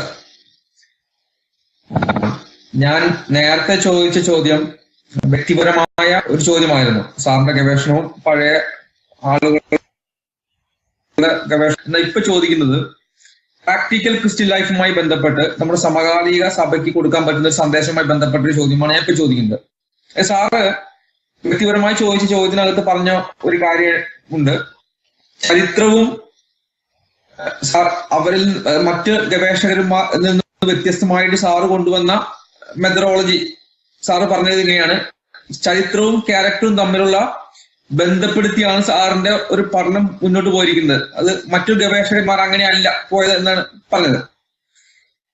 അപ്പോൾ ഈ ചരിത്രവും ക്യാരക്ടറും അല്ലെങ്കിൽ ഐഡന്റിറ്റിയും സ്വഭാവവും തമ്മിൽ ഒരുമിച്ച് പോകുന്ന അതിൽ നിന്ന് കിട്ടുന്ന ഒരു ഉൽപ്പന്നം അത് എങ്ങനെയാണ് ഒരുപക്ഷെ ഈ പറഞ്ഞ പോലെ ഞാൻ ന്യൂട്രലായിട്ട് നിൽക്കുകയാണ്. ഒരുപക്ഷെ തോമസ് വന്നിട്ടുണ്ടാകുമായിരിക്കാം, ഇല്ലായിരിക്കാം, വാട്ട് എവർ ഇറ്റ് ഈസ്. പക്ഷെ ഈ ചരിത്രവും ക്യാരക്ടറും തമ്മിൽ ബന്ധപ്പെടുത്തി തോമസിന്റെ ഈ ഒരു ലൈഫ് നമുക്ക് സമകാലിക സഭയ്ക്ക് കൊടുക്കുന്ന ഏറ്റവും നല്ല സന്ദേശം സാറിന്റെ അഭിപ്രായത്തിൽ. Very important practical question. അതിനോടുള്ള ബന്ധത്തിൽ ചില കാര്യങ്ങൾ ഹൈലൈറ്റ് ചെയ്യുവാൻ ഞാൻ ആഗ്രഹിക്കുകയാണ്. ഒന്നാമതായിട്ട്, പ്രാക്ടിക്കൽ ലൈഫിൽ നമുക്ക് തോമസിൽ നിന്നും പിന്തുടരുവാൻ കഴിയുന്ന ഏറ്റവും പ്രമാദമായ കാര്യം തോമസിന്റെ യേശുവിനോടുള്ള അഭേദ്യമായ ബന്ധം. Let us go and die with him. Continuously interrogating. Asking question is not bad. Okay? So asking question is not bad. Some pastors discourage. Don't ask questions. But I am a Christian who asks questions. Nothing wrong in asking questions. Okay? So Thomas was such kind of a person. He was asking questions continually. Okay. എന്നാൽ യേശുക്രിസ്തു അദ്ദേഹത്തെ discourage ചെയ്തതായിട്ട് നമുക്ക് കാണുന്നില്ല. നമ്മൾ gospel of തോമസിലേക്ക് കടന്നു വരുന്ന സമയത്ത് തോമസ് ആണ് യേശുക്രിസ്തുവിന്റെ ട്വിൻ ബ്രദർ, സ്പിരിച്വൽ ട്വിൻ. തോമസിനോടാണ് മിസ്റ്റീരിയസ് ആയിട്ടുള്ളതായ സീക്രട്ട് എല്ലാം യേശുക്രിസ്തു റിവീൽ ചെയ്യുന്നത്. ഓക്കെ, ആ ഗോസ്പൽ അങ്ങനെ. ഓക്കെ, അവിടെ നമ്മളൊരു ബന്ധം കാണുവാനിടയായിട്ട് പിന്നീടുള്ളതായ അനേക അപ്പോക്രിഫൽ ഗ്രന്ഥങ്ങളിലും അപ്രകാരമുള്ള ഒരു അഭേദ്യമായ ബന്ധത്തെക്കുറിച്ച് രേഖപ്പെടുത്തിയിട്ടുണ്ട്. യോഹന്നാന്റെ സുവിശേഷം 20 കടന്നു വരുമ്പോൾ നമ്മൾ എന്തോ കാണുന്നത്? ഓക്കെ, 10 ശിഷ്യന്മാർക്ക് വേണ്ടി യേശു ക്രിസ്തു ഒന്നാമത് പ്രത്യക്ഷനായി. ആ സമയത്ത് തോമസ് അവിടെ ഇല്ലായിരുന്നു. യേശുക്രിസ്തു രണ്ടാമത് വീണ്ടും പ്രത്യക്ഷപ്പെടുന്നത് തോമസിന് വേണ്ടി മാത്രം.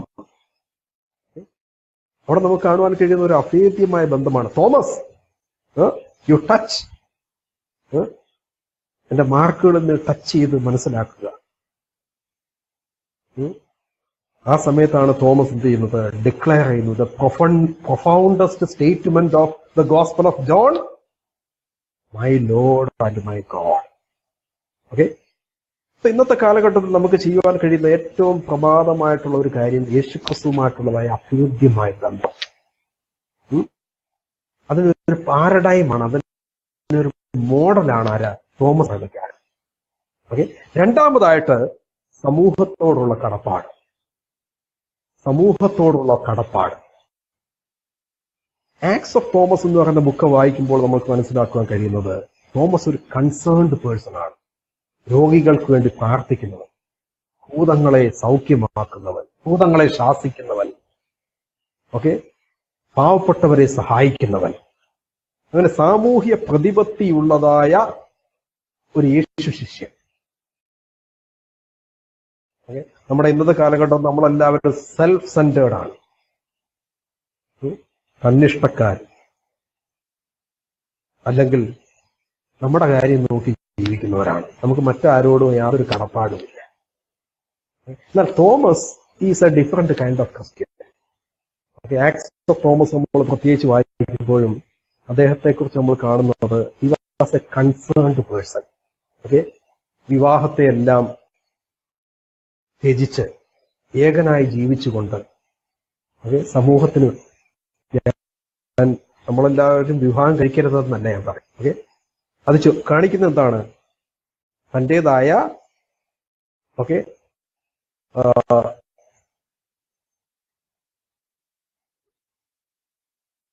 ഒരു സ്വയപരിത്യാഗമാണ് കേട്ടോ. സ്വയം പരിത്യജിക്കുവാനുള്ളതായ ഒരു മനോഭാവം തോമസിലൂടെ നമുക്ക് കാണുന്നത്. മൂന്നാമതായിട്ട് ടയർലെസ് വർക്ക്. തോമസിന്റെ ലൈഫ് മുഴുവൻ tireless വർക്കായിരുന്നു. Okay, so he was an able leader. He was standing alone. He was asking difficult questions and he was making profoundest statements and he was going beyond the boundary. He went to the farthest world. ഇതെല്ലാം കാണിക്കുന്നത് ഒരു concerned disciple ആയിരുന്നു അപ്പോസ്തലനായ Thomas എന്നാണ്. Doubt is part of progressive faith. Okay, സഭയിൽ ഒരാൾക്ക് doubt ഉണ്ടായാൽ അവനെ അടിച്ചെടുക്കാൻ ശ്രമിക്കരുത്. കൂടുതൽ ഡൗട്ട് ആയാൽ ഒരു വാണിംഗ് കൊടുക്കണം. Nothing wrong in that. But okay, doubt is part and parcel of Christian life. We need to encourage. For that, Thomas is a model. That does not mean that everybody need to have doubt. മറ്റ് ശിഷ്യന്മാർക്ക് doubt ഇല്ലായിരുന്നു. That is another model. Thomas was following another model. He had doubts. അപ്പൊ അതിൽ എല്ലാ തരത്തിലുള്ള ആൾക്കാരെ യേശുക്രിസ്തു തന്റെ ശിഷ്യവൃന്ദത്തിൽ എന്ത് ചെയ്തിരുന്നു? ഉൾക്കൊള്ളിച്ചിരുന്നു. അവരോടെല്ലാം യേശുക്രിസ്തു സഹിഷ്ണുതയുള്ളവനും. ഓക്കെ, പിന്നീട് ഒരു കാര്യം പറയാൻ കഴിയുന്നത് declare that Jesus is Lord and God. ഇന്നത്തെ കാലഘട്ടത്തിൽ അത് വിളിച്ചു പറയുക എന്ന് പറയുന്നത് വളരെ പ്രയാസമുള്ള ഒരു കാര്യമാണ്. ഓക്കെ, ഇന്നത്തെ ഇന്ത്യയുടെ സാഹചര്യത്തിലോ ഒരു വേൾഡിന്റെ സാഹചര്യത്തിലോ Jesus is the only Lord, Jesus is the only God എന്ന് പറയുക എന്ന് പറയുന്നത് വളരെ പ്രയാസമുള്ള ഒരു കാര്യമാണ്. ഓക്കെ, തോമസിൽ നിന്നും ഒരു പാഠം ഉൾക്കൊണ്ടുകൊണ്ട് യേശു ആണ് ദൈവം എന്ന് പറയുവാൻ ഓക്കെ നമുക്കിടയായി തീർന്നാൽ അതൊരു വലിയ കാര്യമാണ്. പിന്നീട് ബ്രേവ് ടെസ്റ്റിമണി. തോമസിന്റെ testimony was Brave. My Lord and my God, I experienced you that you are the Lord and God. Okay, അങ്ങനെ ഒരു അഫർമേറ്റീവ് സ്റ്റേറ്റ്മെന്റിലേക്ക് കടന്നു വരുവാൻ തോമസ് ഓക്കെ ഹൃദയവിശാലത ഉള്ളവനായിരുന്നു. പിന്നീട് അസറ്റിക് ലൈഫ്, മാർട്ടയർഡം, ക്രിസ്തുവിന് വേണ്ടി മരിക്കുക. തോമസ് യേശു ക്രിസ്തുവിന്റെ സാക്ഷിയായി എന്ത് ചെയ്തു? മൈലാപ്പൂരിൽ വെച്ച് മരണമടഞ്ഞു എന്നാണ് ചരിത്ര രേഖകളിൽ തയ്യാറാകുന്ന ഒരു സന്നദ്ധത. അത് നമ്മൾ ഇന്നത്തെ 21-ാം നൂറ്റാണ്ടിൽ ജീവിക്കുന്ന എത്ര ശിഷ്യന്മാർക്കുണ്ട്. ഓക്കെ, അത് തോമസിൽ നിന്നും നമുക്ക് ഉൾക്കൊള്ളുവാൻ കഴിയുന്ന ഒരു പാഠമാണ്. പിന്നീട് അപ്രകാരമുള്ള ധാരാളം കാര്യങ്ങൾ നമുക്ക് തോമസിൽ നിന്നും പാഠം ഉൾക്കൊണ്ടുകൊണ്ട് ജീവിക്കുവാനിടയായിത്തീരും. സത്യസന്ധത. നമുക്ക് 20-ാം അധ്യായത്തിൽ, യോഹന്നാന്റെ സുവിശേഷം 20-ാം അധ്യായത്തിൽ എന്ത് ചെയ്തു? My Lord and my God. ആയതിനു ശേഷം 21-ാം അധ്യായത്തിൽ 7 ശിഷ്യന്മാരുടെ കൂട്ടത്തിൽ ആരും ഉണ്ടായിരുന്നു? തോമസും ഉണ്ടായിരുന്നു. ഓക്കെ, തോമസിന്റെ മുമ്പിൽ പീറ്റർ ആണ് first person. After Peter Thomas is coming. അപ്പൊ ആ 7-നെ കാണിക്കുന്നത് എന്താണ്? 7 എന്ന് പറയുന്നത് ഒരു പൂർണ്ണ സംഖ്യയാണ്. സോ യേശു ക്രിസ്തു പോകുന്നു എന്നുള്ളതിന്റെ ഒരു സൂചനയാണ് അതിലൂടെ. അതിനകത്ത് തോമസ് ഉണ്ടായത്. തോമസിന്റെ ഫെയ്ത്ത്ഫുൾനെസ് ഇസ് വെരി ഇമ്പോർട്ടൻറ്റ്. നമ്മളെപ്പോഴും യോഹന്നാന്റെ സുവിശേഷം വായിക്കുമ്പോൾ തോമസിനെ കുറിച്ച് ഒരു നെഗറ്റീവ് കൊണോട്ടേഷനിലാണ് ഇന്റർപ്രറ്റ് ചെയ്യുക. But Thomas was not like that. അത് നമ്മുടെ ഇന്റർപ്രിട്ടേഷന്റെ പ്രോബ്ലമാണ്, നമ്മൾ വ്യാഖ്യാനിക്കുന്നതിന്റെ പ്രോബ്ലമാണ്. ഓക്കെ, ഈ തോമസ് ഈ യോഹന്നാന്റെ സുവിശേഷം മാത്രം വായിച്ചാൽ ഒരു അങ്ങനെ എത്തിച്ചേരുന്നതിലും തെറ്റ് പറയാനില്ല. എന്നാൽ ഈ അപ്പോക്രിഫ ഡോക്യുമെന്റ്സ് കൂടെ വായിക്കുമ്പോഴാണ് എന്ത് ചെയ്യുന്നത്? Okay, some lights are thrown to the gospel of John. Okay, ഇങ്ങനെ ഒരു കമ്പൈൻഡ് റീഡിങ്ങിലൂടെ നമുക്ക് എന്ത് ചെയ്യാൻ കഴിയും? ഒരു വിശാലമായ ഒരു ഐഡിയയിലേക്ക് എത്തിച്ചേരുവാനിടയായിത്തീരും. അങ്ങനെ തോമസ് ഒരു ഐഡിയൽ ക്യാരക്ടർ ആയിരുന്നു. ഓക്കെ, യൂദാസ് യേശു ക്രിസ്തുവിനെ എന്ത് ചെയ്തു? ഒറ്റുകൊടുത്തു. പത്രോസ് 3 വർഷം തള്ളി പറഞ്ഞു. പത്രോസിനെ നമ്മൾ ഒരു വലിയ വ്യക്തിയായിട്ട് ഇന്നും കൈക്കൊള്ളുന്നു. എന്നാൽ തോമസിന് ഒരു ചെറിയ ഡൗട്ട് ഉണ്ടായിരുന്നു. ആയതുകൊണ്ട് അദ്ദേഹത്തെ മൂലയ്ക്ക് മാറ്റിയിരിക്കുക. Okay, but the good things about Thomas, okay, അവയെ മനസ്സിലാക്കുവാൻ നമ്മൾ ശ്രമിക്കുക, അവയെ ഫോളോ ചെയ്യുവാൻ ശ്രമിക്കുക. അപ്പൊ തോമസ് എന്ന് പറയുന്നതായ ഒരു paradigm person, an ideal person, A model person. Okay, അദ്ദേഹത്തിന്റെ ദർശനങ്ങളും അദ്ദേഹത്തിന്റെ ഉൾക്കാഴ്ചകളും അദ്ദേഹത്തിന്റെ സ്വഭാവചര്യകളും അദ്ദേഹത്തിന്റെ ജീവിത രീതികളും അദ്ദേഹത്തിന്റെ ക്രിസ്തുവിനോടുള്ള അഭേദ്യമായ ബന്ധവും യേശുക്രിസ്തുവിനെ പ്രഘോഷിക്കുവാനുള്ളതായ ആ സന്നദ്ധതയും, ഓക്കെ, ഭൂതങ്ങളെ ശാസിക്കുവാനും രോഗികൾക്ക് വേണ്ടി പ്രാർത്ഥിക്കുവാനും സുവിശേഷത്തിന് വേണ്ടി ഏത് ലോകത്തിലും പോകുവാനുമുള്ളതായ ഒരു സന്നദ്ധത 21-ാം നൂറ്റാണ്ടിലെ ക്രിസ്ത്യാനികൾക്കുണ്ടായാൽ നമ്മുടെ സഭയുടെ വളർച്ച നമ്മൾ പ്രതീക്ഷിക്കുന്നതിനും അപ്പുറമായിരിക്കും.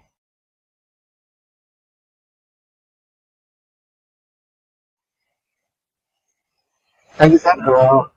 അടുത്തായിട്ട് ഇതുമായിട്ട് ബന്ധപ്പെട്ട് ഒരു കാര്യം എനിക്ക് ചോദിക്കാനുള്ളത്, സാറിന്റെ ആ ഒരു പുസ്തകത്തിന്റെ വിശദാംശങ്ങൾ ഒന്ന് പറയാമോ? കാരണം നമ്മുടെ പ്രേക്ഷകർ പലർക്കും തന്നെ ഒരുപക്ഷെ അവരുടെ ഗവേഷണ സംബന്ധമായിട്ടുള്ള കാര്യങ്ങൾക്കും പഠന സംബന്ധമായിട്ടുള്ള കാര്യങ്ങൾക്കും പൊതുവിലുള്ള വായനയ്ക്കും ഒക്കെ ആ പുസ്തകം ലഭിക്കണമെന്ന് താല്പര്യമുള്ളവരുണ്ടാവും. ആ പുസ്തകത്തിന്റെ പേരും അതിന്റെ വിശദാംശങ്ങളും ഒന്ന് പറയാമോ? ഇന്ത്യയിൽ അതിന്റെ ലഭ്യത എങ്ങനെയാണ്, അതും കൂടെ സൂചിപ്പിച്ചത് നല്ലതാണ്. അതിനൊപ്പം തന്നെ സാറിന്റെ തുടർന്നുള്ള ഗവേഷണ പദ്ധതികൾ എന്തൊക്കെയാണ് എന്നുകൂടി അല്പമായിട്ടൊന്ന് വിശദീകരിക്കാം. എന്റെ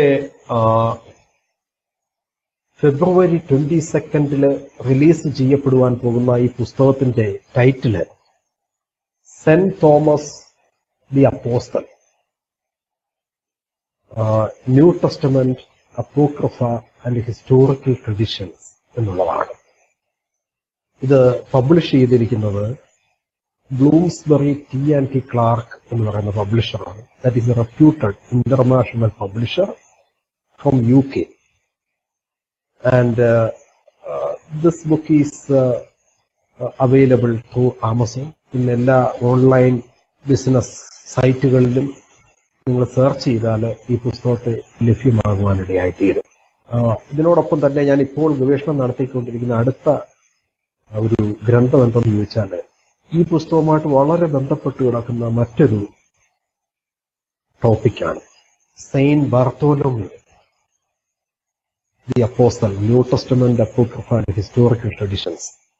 there is a tradition that for Saint Bartholomew ഉള്ള യേശുക്രിസ്തുവിന്റെ മറ്റൊരു ശിഷ്യനായ സെന്റ് ബർത്തോലോമ്യൂ ഇന്ത്യയിൽ കടന്നു വന്നതായിട്ടുള്ള ചില ട്രഡിഷൻസ് ഉണ്ട്. അതിനെ കല്യാൺ ട്രഡിഷൻ എന്നാണ് പറയുന്നത്.